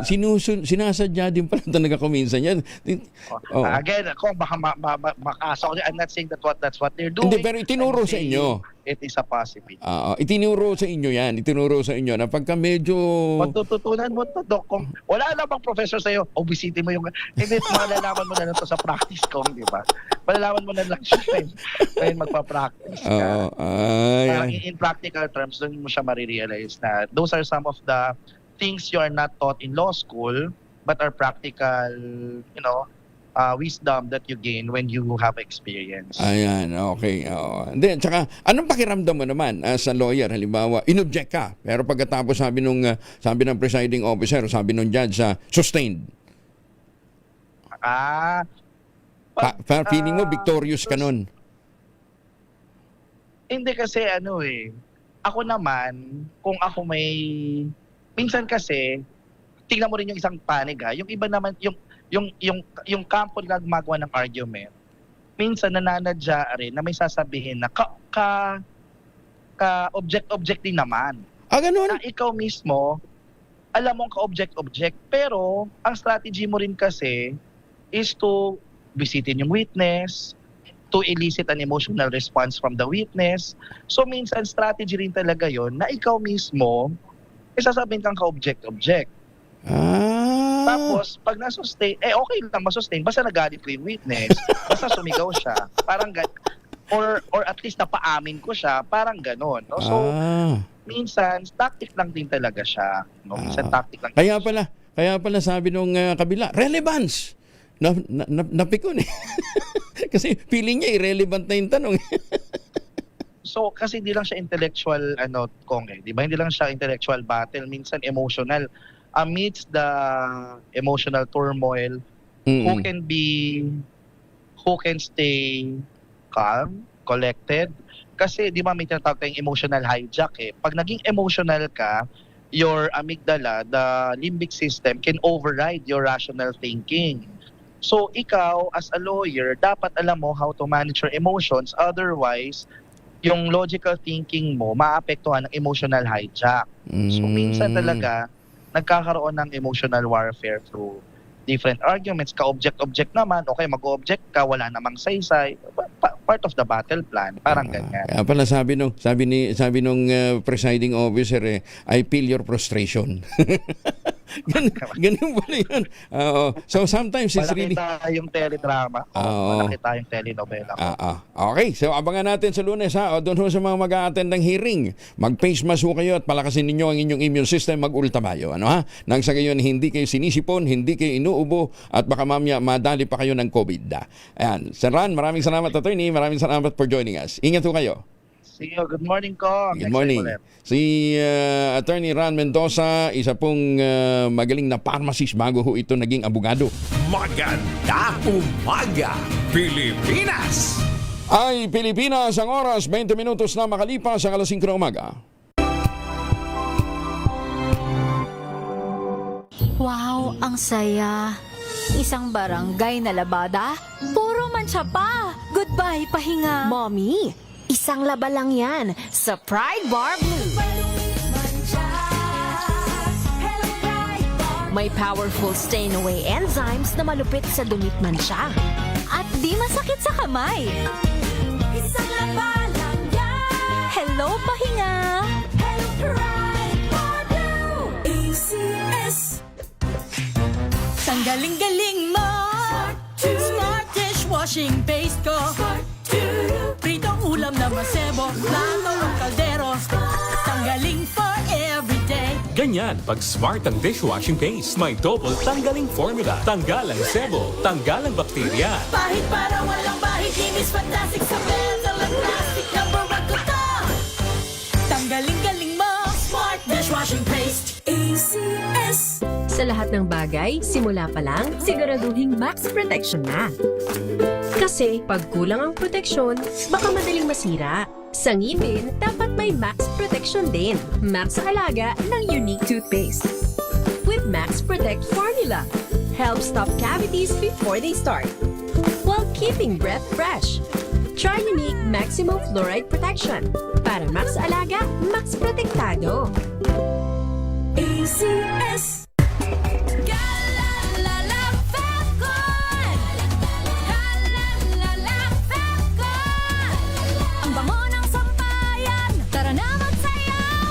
Fabcon, amoy nakaka-joyful.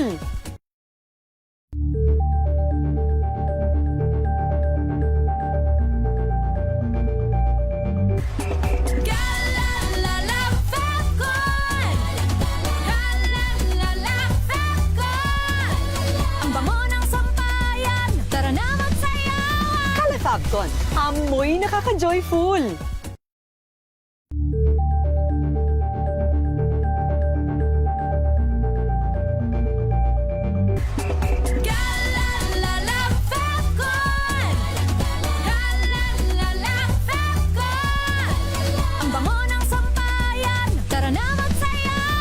Fabcon, amoy nakaka-joyful.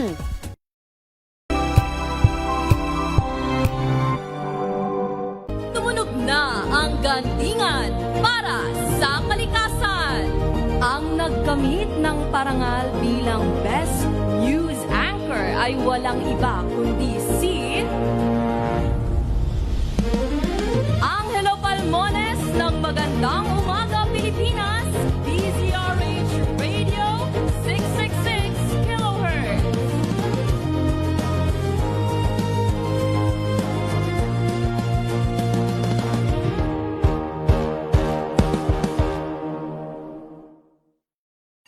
Mga balitang gigising sa inyong umaga. Mga balitang kailangan mong malaman. Mapapakinggan sa ACS Balita sa 2x2.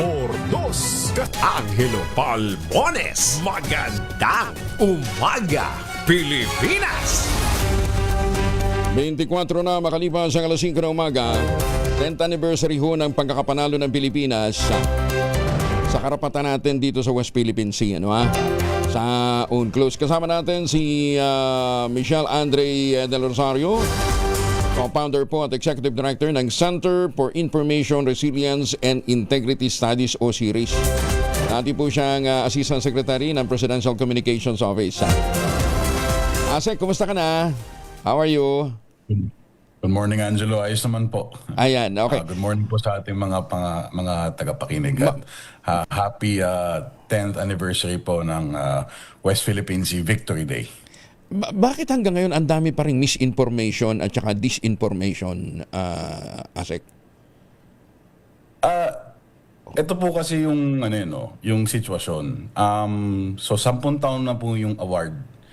And sa kasamaang palad po, the first few years po ng award, hindi natin siya masyadong na-push because of reasons of state, I would say, and policy ng dating administrasyon at ng gobyerno natin.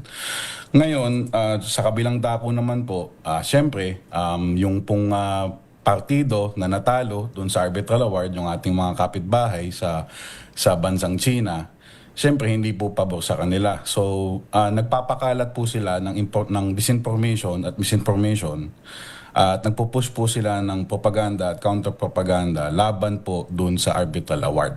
Katulad po nung isang araw where I think hapon lang ata na ibalita na nagpapakalat na naman sila ng disinformation na parang merong grupo daw ng mga scientifico at mga dalubhasa na nagsabi na isang isla ata sa Batanes ay kanila daw. Ano to? Sino nagpapand? Beijing mismo? Ang funding? Well, kasama po ito sa tinatawag na political and cognitive warfare po na ginagawa po ng bansang China laban po sa bansa natin at laban po specifically dun sa arbitral award. Siguro para mas maintindihan ng ating mga kababayan, bakit ba kinakailangan gawin talaga ng China yung mga disinformation, misinformation campaign na ito? How important for them is West Philippine Sea? Kailangan po kasi maintindihan ng taong bayan, ng mga tagapakinig natin, na yung arbitral award, sa arbitral award po mismo, in-invalidate po niya yung tinatawag na 9-, minsan 10-, minsan 11-. Depende po ata sa gising nila doon sa norte. Yung 9- line claim ng bansang China, doon po sa kabuuan o halos kabuuan ng South China Sea. Doon po sa arbitral award, dineclare po itong without basis in international law. So basically illegal and void. Ngayon, doon sa arbitral award, nabigyan din po na recognize po yung karapatan ng Pilipinas natin, mga Pilipino, doon sa tinatawag nating 200 nautical mile exclusive economic zone.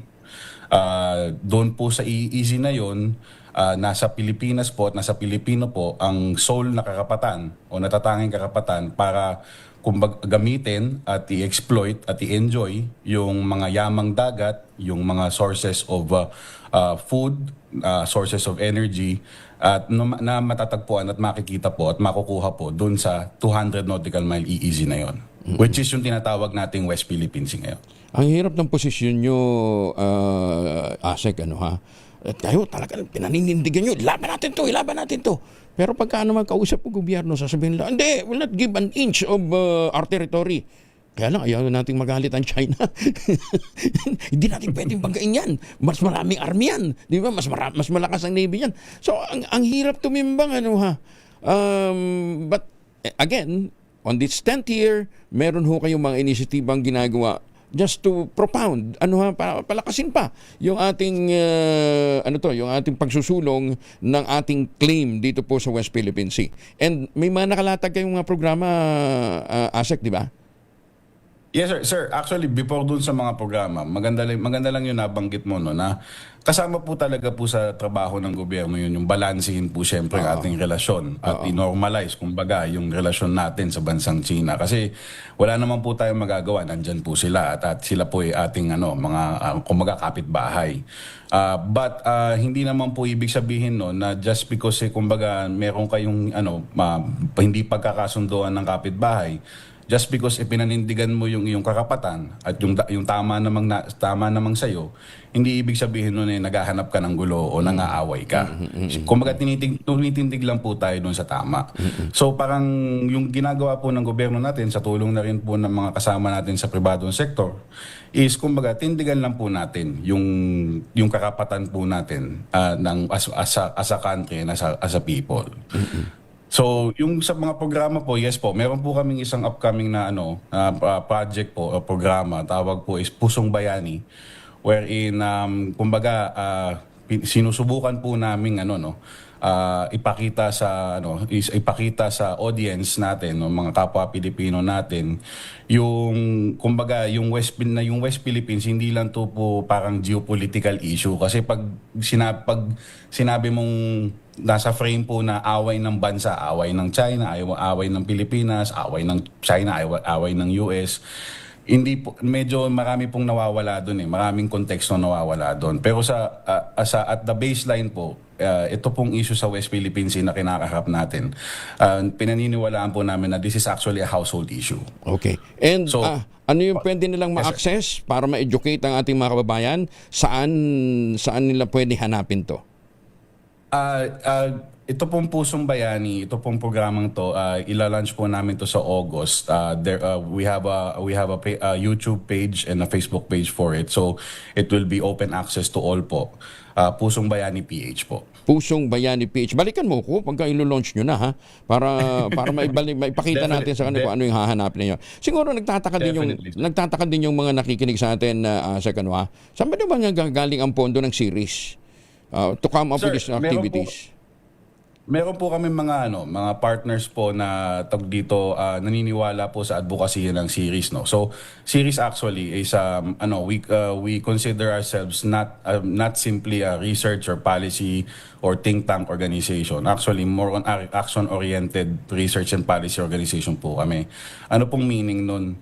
Ang ibig sabihin po nun is mas gusto po namin na nakakaharap yung tao. Nandun po kami sa mga classrooms, sa mga barangay halls, nandun po kami sa mga conference rooms ng mga negosyo, ng mga kumpanya. Minsan nandun kami sa mga meetings with the government stakeholders and other civil society stakeholders. At ang pinaglalaban po namin ay yung tinatawag namin cognitive security, information integrity, at yung democratic and societal resilience. Tawag dito, yung cognitive security po is yung seguridad ng ating pamayanan, kumbaga seguridad sa kamalayan. Yung information integrity naman po is yung integridad ng ating information environment at yung informasyon na nakikita natin doon sa information environment na yan. Diyan po sa YouTube, diyan po sa Facebook, doon po sa media na lumalabas. And then yung democratic and societal resilience naman po is yung tibay at yung cohesion ng ating mga democratic institutions at natin mismo bilang isang lipunan para kumbaga mag-withstand ng mga shocks. Yung mga shocks po na sinasabi natin, ito po yung disinformation, misinformation, and malign influence na tinatawag po namin. Karamihan ng mga kasama nyo dyan ay mga volunteers. Hindi ho sila mga empleyado ng gobyerno. Karamihan po ng kasama namin is volunteers. Mga volunteers, ayan ha. Okay. So, doon ho sa mga interesadong sumama pa sa series, paano nila kayo ma-access? Meron po kaming Facebook, meron din po kaming Instagram. It's Series PH po sa Facebook and Instagram. Series, ayan. Series meron din po kaming website, series.org.ph. Ang ibig sabihin ng series is Center for Information Resilience and Integrity Studies. Ayan, CIRIS. Ayan, series.ph. Ayan. Sir Andre, thank you ha. Maraming salamat ha for joining us. Maraming salamat po, Sir Angelo. Si Michelle Andre Del Rosario, co-founder at executive director po ng CIRIS o Center for Information Resilience and Integrity Studies. Magandang umaga, Pilipinas! 34, makalipas ang 5:00 ng umaga. Ang oras.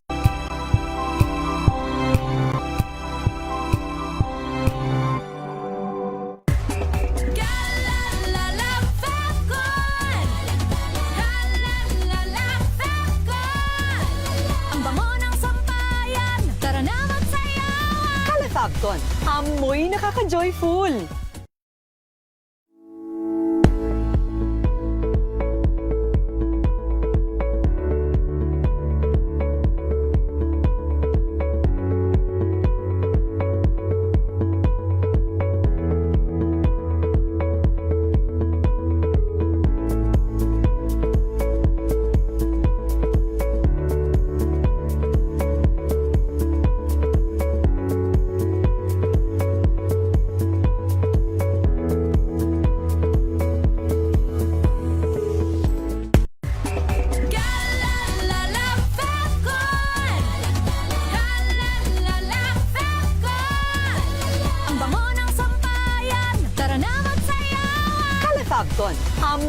nakaka-joyful.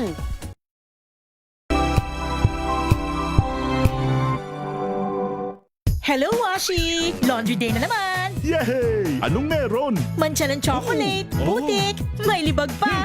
Kaya natin yan! With Pride Washing Machine Detergent, may triple stain-away formula. Tanggalang makapit, madikit, at malupit na dumit mancha. Kaya easy-easy ang labada. Mula noon hanggang ngayon! All you need is pride! All you need is pride! ACS! Maulan man, no worries na amoy kulog ang damit. Charm Fabcon, bangong kumaka-bloom, tanggal amoy kulog sa bango ng Charm. Kaya gamit ko, Charm Fabcon with Bloom Fresh technology. Kills 99.9% of kulob-causing bacteria. May aroma burst pa of thousands of flowers and berries. Ang sampay sa loob, no amoy kulob. Bangong kumaka-bloom sa Charm. Charm Fabcon.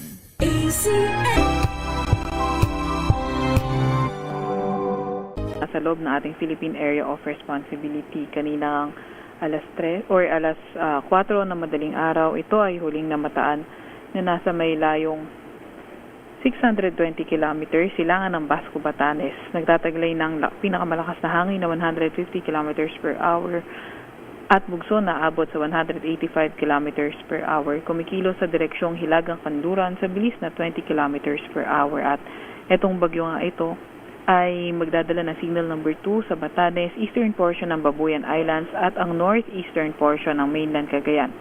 Signal number 1 naman sa nalalabing bahagi ng Babuyan Islands, nalalabing bahagi ng mainland Cagayan, Isabela, Apayao, northern portion ng Abra, Kalinga, eastern portion ng Mountain Province, eastern portion ng Ifugao at Ilocos Norte. Samantalang meron din tayong gale warning. Yan ay sa northern at eastern seaboards ng Luzon. Kaya kung maaari, huwag mo na pumalaot sa mga lugar na iyon dahil sa posibleng maalon hanggang sa napakaalong karagatan. Meron din naman tayo inaasahan na malalakas na mapagulan kaugnay ng bagyo, 50 to 100 mm posible sa Batanes. Posible na rin itong lumabas sa ating Philippine Area of Responsibility bukas ng umaga or hapon. Meron din tayong mga malalakas na mga pag-ulan dulot ng southwest monsoon o habagat. Inaasahan ngayong araw 100 to 200 mm na mga pag-ulan sa Occidental Mindoro at Antique. 50 to 100 mm naman sa may Zambales, Bataan, Metro Manila, Rizal, Cavite, Laguna, Batangas, Oriental Mindoro, Romblon, Palawan, Aklan, Capiz, Iloilo, Guimaras, Negros, Occidental, Negros Oriental, Zamboanga del Sur, Lanao del Norte at Lanao del Sur. At iyan nga muna pinakahuli sa ating panahon. Ma'am Beron, Yes. parang lumawak yung sirkulasyon niya. Lumawak siya? Sa ngayon po ay yung circulation niya ay may kalakihan nasa 860 kilometers from the center po. Kaya pala parang sakop ng buong Pilipinas, oh. Di ba? Tsaka bumagal siya, no? Bumagal. Opo, noong mga nakaraan ay nasa around 30 kilometers per hour siya. Ngayon nasa 20 kilometers per hour. 20 na. Kasi kahapon nag-10 pa ito eh. Ayan. Sige. Thank you, Ma'am Beron, ha? So hanggang bukas na, kaya lang, hanggang kailan niya malalakas na ulan today? So inaasahan po natin na kahit po lumabas na ng PAR natin itong si Bagyong Inday, may mga malalakas na pag-ulan pa rin na posibleng idulot itong southwest monsoon o habagat sa mga susunod din na araw. At least in the next 3 to 5 days, may nakikita pa rin tayong mga heavy rainfall. So maulan ang weekend pala natin kung ganon. Tama po kayo dyan. Thank you, Ma'am Beron. Ingat din ho kayo and walang tulugan na naman ang mga taga-Pag-asa, vitamin C, ha? Ayan. Thank you, Ma'am Beron. Si Veronica Contones mula po sa Pag-asa. Maganda umaga, Pilipinas! Sa mga taga-QC, nagkansela na rin ang klase. Bal Gonzales, RH5 Bal. Kuya Angel, suspendido na rin ang pasok sa klase sa lahat ng mga pampublikong paaralan mula Child Development Centers, Kindergarten, grades 1 to 12. At alternative learning system sa Quezon City. Ipatutupad pa rin ang inaasahang mga pag-ulan na dulot ng Bagyo Inday. Ipatutupad naman ang alternative delivery modes of learning para sa mga mag-aaral ayon sa Quezon City LGU. Ang suspension ng klase ay batay sa pagkakasyon ng Quezon Disaster Risk Reduction and Management Office. Ako si Balgo Piscaras, DJ Radio na sa Pilipinas.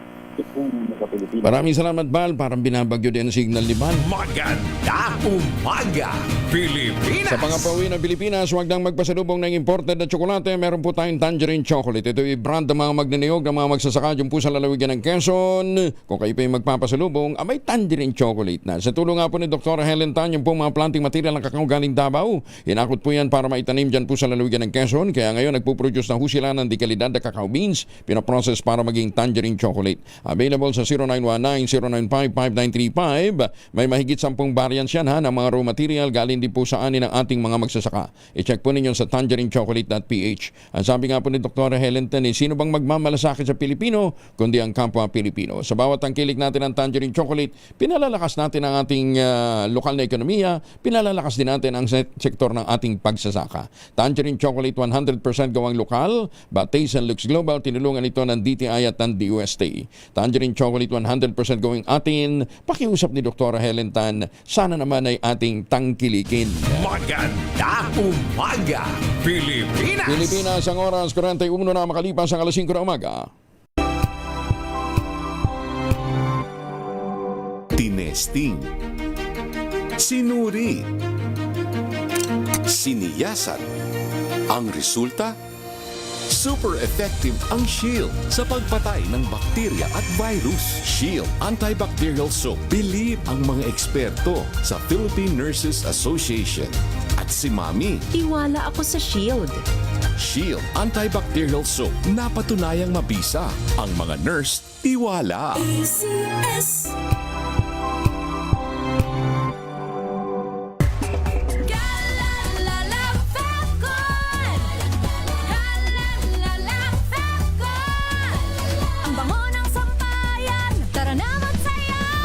Fabcon, amoy nakaka-joyful.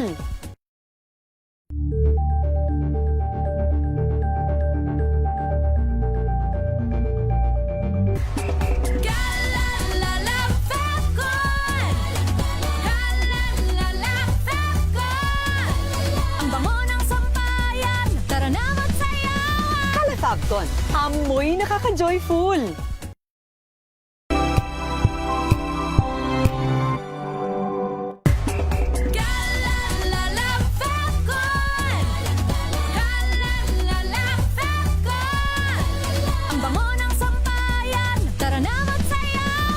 Fabcon, amoy nakaka-joyful.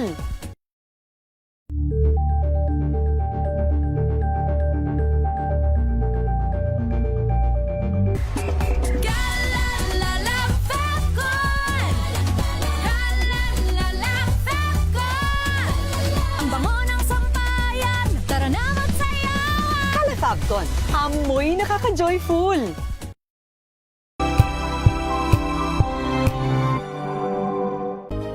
Na ang gantingan para sa kalikasan. Ang nagkamit ng parangal bilang Best News Anchor ay walang iba kundi si Angelo Palmones ng Magandang Umaga Pilipinas, DZRH Radio 666 kHz.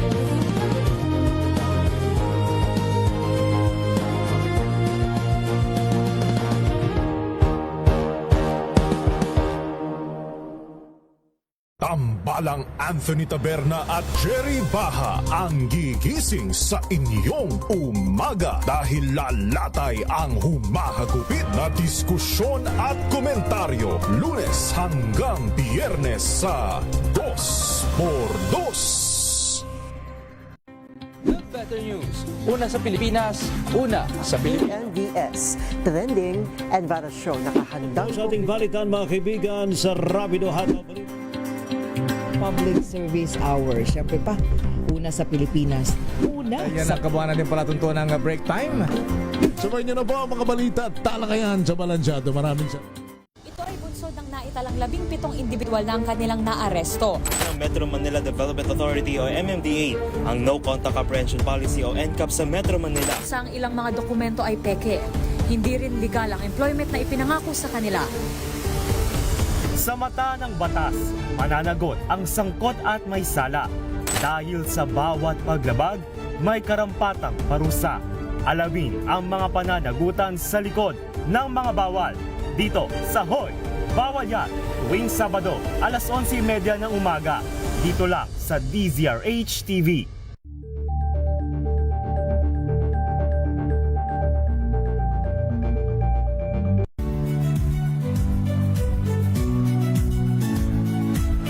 Magandang araw mga kaibigan. Ito po ang inyong balerina ng bayan, si Lisa Makuha Elizalde, na nag-aanyaya sa inyong samahan kami at ang aming mga espesyal na panauhin para sa kalahating oras ng masayang kwentuhan sa aming programang Art to Art, kung saan ang usapang sining at kultura ay para sa lahat. Huwag kaliligtaan, tuwing linggo, alas 3:30 ng hapon, dito lamang sa DZRH Radio, DZRH TV, at via online streaming.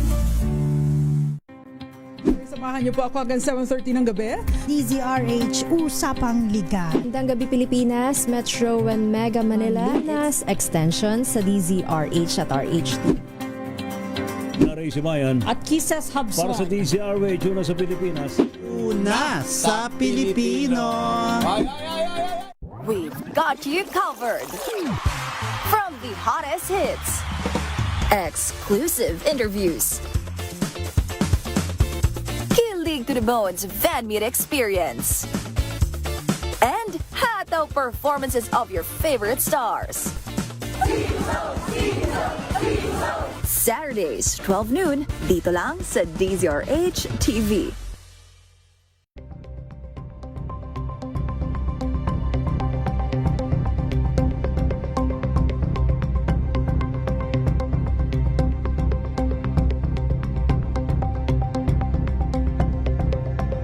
Curious ka ba sa maraming bagay? Kami na ang bahala dyan. Aalamin, tutuklasin at bibigyang linaw namin ang mga katanungang bumabagabag sa inyong isipan. Sa programa kung saan ang bawat sagot ay galing lamang sa mga eksperto. Ang Expert's Opinion, tuwing linggo alas 3 ng hapon, dito lang sa DZRH TV.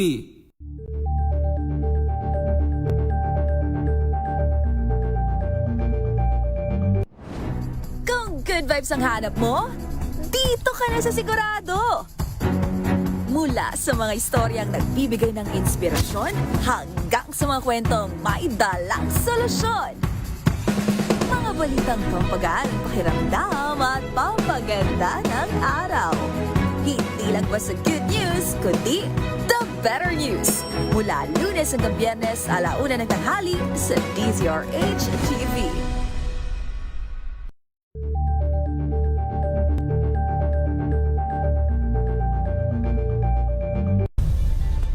Nagsimula sa pangarap hanggang sa maabot ang tagumpay. Iba't ibang kwento, iba't ibang mukha ng atletang Pilipino. Mas pinatindi, mas pinalaki. Umaga, Pilipinas! Pilipinas, ang oras 48 na makalipas ang alas 5 ng umaga. Ay nananakit na ba yung mga kasukasuan, nagkakaringkil, sumihina na bang kalamnan, epekto yan ang ating pagtanda. Ipinakikilala ang Ultraplex, isang health drink mula sa lumikha ng Ultrabio backed by Japanese technology. Ang Ultraplex po ay may HCG complex, hydrolyzed marine collagen para sa skin at joints, HMB pampalakas ng muscles, at glucosa green para naman sa ginawa ng kasukasuan. Available in coffee with stevia at powdered drink mix. Kayang bawian ang galaw, sigla at ganda kahit nagkakaedad na with proper diet and exercise. Hanapin lamang po ang Ultraplex sa Shopee, Lazada at ultrabio.shop. Ang Ultraplex ay hindi gamot at hindi pwedeng gamitin panggamot sa anumang uri ng sakit. If symptoms persist, consult your doctor. Suspension muna ng klase sa Metro Manila. Ibabalita ni Edjel Paro sa RH52. Edjel. Kuya Edjel, wala pang malakas na pag-ulan dito sa boundary ng lungsod ng San Juan maging ng Quezon City, particular sa area ng Campo Crame. Sa kabila nito ay nag-anunsyo na rin ng class suspension ang lungsod ng San Juan. Batay sa anunsyo ni Mayor Francis Zamora ay suspended na ang classes sa lahat ng antas ng parehong pampubliko at pribadong paaralan dito sa San Juan ngayong araw na ito, July 10. Gayon din, suspended ang lahat ng antas o class sa lahat ng antas ng public at private schools sa lungsod ng Marikina. Anunsyo ni Mayor Maan Chodoro. Ibig sabihin, maging yung online classes ay suspended dito sa City of Marikina. Sa lungsod ng Mandaluyong naman, Kuya Angel, nag-anunsyo na rin ang pamahalaang syudad sa pangunguna ni Mayor Menchi Abalos ng class suspension ngayong July 10, araw ng Biyernes. Pero ang sinuspindi sa Mandaluyong, makinig ang mga estudyante at mga magulang, in-person classes lamang mula preschool hanggang grade 12, including yung alternative learning system, both private and public schools. Ibig sabihin, mayroon pa rin klase sa Mandaluyong pero modular at asynchronous learning lamang ang ipatutupad ngayong araw. Pare-parehas itong class suspension dahil sa inaasahang matinding pagulan dulot daw ng bagyong Inday. Pero sa mga oras na ito ay hindi pa nararamdaman. Una ng inabiso ng DOST Pag-asa sa Metro Manila Disaster Risk Reduction and Management Council meeting na maaaring maramdaman ngayong araw hanggang bukas ang peak o worst case na pagulan dito sa Kalakang, Maynila. Ako si Edniel Parrosa, DZRH, una sa Pilipinas, una sa Pilipinas. Maraming salamat, Edniel. Sabi ni Popoy, malakas na daw ulan sa Laguna. Magandang umaga kay Professor Andy Pereira, kay Mayor Sene Mendoza dyan sa Talisay, Ambassador Harry Amping, good morning. At siyempre kay Ka-Ador Plato, yan po sa Bulacan, ha? Bentahan ng ilang kagamitan panglinis sa pamilihang bayan ng Dagonoy. Yan po sa San Andres, Maynila, Matumal. Siyempre, uulan pa. Pagkatapos ng ulan, sigurado, tataas yan, maraming maglalaba. Detalye mula kay Tina Nolasco, RH9, Tita Teens.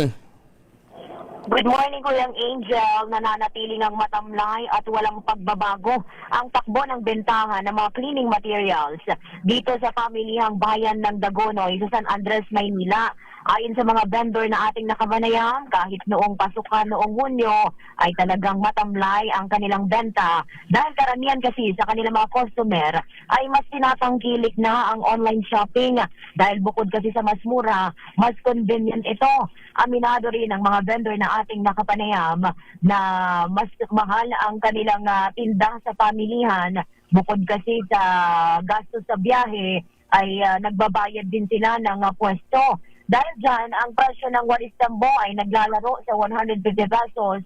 Ito ay mula pa sa Baguio. Depende yan sa, ang halaga ay depende yan sa kapal, kung saan 20 pesos lamang ang tubo ng mga vendor.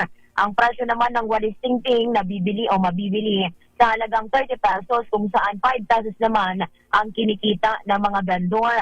Ang plastic na walis tambo mabibili sa mas mababang halaga na 60 pesos na may tubo ng mga 10 pesos. Ang dustpan ay nagkakahalaga sa 70 pesos ang bawat isa na may tubong 10 pesos hanggang 15 pesos. Ang map o pandampaso patuloy na ibebenta rin sa halagang 100 pesos, kung saan 15 pesos naman ang patong ng mga vendor. Samantalang sa ngayon, Kuyang Angel, wala pa namang malalakas na pag-ulan dito sa Kamaynilaan at may hinang pag-ambon pa lamang ang nararanasan. Ito si RH19 na Nolasco para sa DZRH, una sa Pilipinas, una sa Pilipinas. Thank you, Tita Teens. Director Toto Bacolcol, tumatawag na po kami. Kasi nagtatanong itong mga taga Bantayan Island. May buntag sa matigpaminaw nato diyan sa Sugbo. Labi na sa mga kapaminaw diyan sa Bantayan Island. Iginit ng House Prosecution na nananatiling krimen ang pagbabanta ni Vice President Sara Duterte laban kina Pangulong Bongbong Marcos at First Lady Lisa Araneta Marcos at dating Speaker Martin Romualdez kahit ito'y sabihin conditional. Ayon kay House Private Prosecutor Attorney J. Tolosa, walang naipresentang ebidensya ang depensa para patunayan ang umano'y Oplan Romanov na ginamit umano sa paliwanag kaugnay ng pahayag ni Vice Presidente Inday. Anya nananatiling alegasyon lamang ito at hindi maaaring gamitin katuwiran sa pagbabanta. Samantala, ginitama ng Malacanang na hindi hypothetical ang pahayag ni BP Inday dahil mismo ang Vice Presidente ang nagsabing nakipag-usap na siya sa isang tao upang patayin ang Pangulo, First Lady at dating Speaker at inamin niyang hindi ito isang biro. Iginit din ng Malacanang na bahagi ng mandato ng National Bureau of Investigation ang magsagawa ng investigasyon sa mga seryosong banta laban sa seguridad ng Pangulo. Ito naging tugon ni Palace Press Officer Claire Castro sa pahayag ng isang abogado ng depensa sa impeachment trial na may kinalaman umano ang Pangulong Bongbong Marcos sa investigasyon ng NBI kay Vice President Sara Duterte. Ayon kay Castro, matagal nang nasa ilalim ng Department of Justice ang NBI at may sarili itong kapangyarihang magsagawa ng investigasyon. Sinabi pa niya na hindi lamang ilang tao ang nakasaksi sa pahayag ng Vice Presidente laban sa Pangulo kay First Lady Marcos o Lisa Marcos at dating Speaker Martin Romualdez, kundi maging ang publiko. Dahil dito sinabi ni Castro na mababaw ang pag-uugnay ng Pangulo o sa Pangulo sa sinagawang investigasyon ng NBI. Unang-una po, hindi naman po talaga dapat ma-question ang sitwasyon po ng NBI. Dahil alam po natin ang NBI, kahit wala pa pong pagbabanta, ang Vice Presidente ay under na po ito ng DOJ. At ang DOJ po ay parte ng ehekutibo para ipakita at nag-insinuate na may kinalaman ng Pangulo sa pag-iimbestigang ito. Ito ay ang pinakamababa siguro klase ng argumento. Malabong maglabas ng temporary restraining order ang Korte Suprema para ipatigil ang impeachment trial kay Vice President Sara Duterte. Ayon kay retired Associate Justice Adolfo Ascuna, ang issue ng pagiging presiding officer ni Senator Francis Quiz Escudero ay isang political na usapin at hindi dapat naresolbahin ng Korte kundi ng Senado. Kaugnay nito, giniit ni Senate President Sherwin Gatchalian na magpapatuloy ang paglilitis dahil hindi naman naglabas ang Korte Suprema ng status quo ante order o ng TRO. Kaugnay ng petisyong kumukwestiyon sa tungkulin ni Escudero bilang presiding officer. Sinabi naman ng spokesperson ng depensa na si Attorney Michael Poa, hindi ipinaalam ni Attorney Israelito Torion sa kampo ng Vice Presidente ang paghahain ng petisyon bago ito isinumite sa Korte Suprema.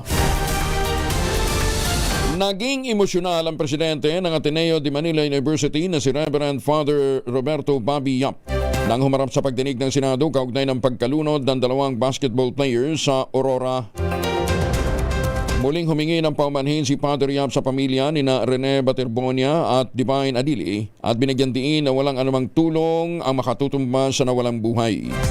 Paliwanag ng universidad, simula nang mangyari ang trahedya noong June 8 sa isang team building activity sa Dibaculao, patuloy ang kanilang tulong sa pamilya Baterbonia sa Agusan del Sur at sa pamilya ni Adili sa Nigeria nang hindi na isinusupubliko bilang respeto. Naiyak din ang opisyal dahil sa labis na cyberbullying na nararanasan ngayon ng mga nakaligtas na miyembro ng koponan na kasalukuyang sumasailalim pa rin sa counseling. But many continue to endure cyberbullying, online harassment, and trial by publicity while grieving. We unequivocally condemn these acts because they only deepen the pain of those already grieving by spreading disinformation and causing further harm. Our support for those affected does not diminish our commitment to care for every member of our community while the legal processes are ongoing. Samantala, lumabas sa ulat ng Dibaculao MDRRMO na isang buwan bago ang insidente, personal pang nag-inspeksyon sa resort si Coach Tab Baldwin. Sa kabila nito, kinumpirma ng PNP-CIDG na nagrekomenda na sila ng 3 kasong kriminal sa National Prosecution Service para formal na maghain ng sakdal. Nakasiklib si Health Secretary Ted Herbosa matapos itong ma-confine sa isang pribadong ospital. Patay sa ulat sa may lalim sa knee replacement operation si Secretary Herbosa sa kaliwa at kanang binti nito noong Martes. Kaugnay nito itinalaga si Undersecretary Albert Domingo bilang officer in charge ng ahensya. Ang pagkaka-ospital ni Herbosa ay kasunod naman ng lumutang na ma-report kamakailan hinggil sa manoy nalalapit na pag-alis ng kalihim sa Department of Health kung saan napipintong pumalit daw sa kanya si dating Undersecretary Maria Rosario Berjere. Matatanda ang ilang former cabinet secretaries na ng Administrasyong Marcos ang nagbitiw dahil naman sa health reasons. Kabilang dito sina Labor Secretary Benvenido Laguesma, pero si Secretary Benny matagal ho talagang may iniindang sakit na ito. No? National Security Advisor Eduardo Anyo at Transportation Secretary Jaime Bautista. Susunod ng 2x2 at ang ACS Balita. Kuya Angel po, si Angelo Palmones nag-iwan sa inyo na isang magandang umaga. Maraming salamat sa inyo walang sawang pagsubaybay, pakikinig at pagtitiwala. Magtanim ng kawayan para sa kalikasan at kabuhayan. Happy weekend! Sa linggo magkarinigan po tayo, Radyo Henyo alas 4 ng hapon dito po sa DZRH. At ang ating quote of the day ngayong araw na ito ay mula po kay Steve Jobs. Ang sabi niya, be a yardstick of quality. Some people aren't used to an environment where excellence is expected. Bagong balita, bagong impormasyon. Kasama si Kuya Angelo Palmones. Magandang umaga, Pilipinas! Ang oras ay 6 na ng umaga.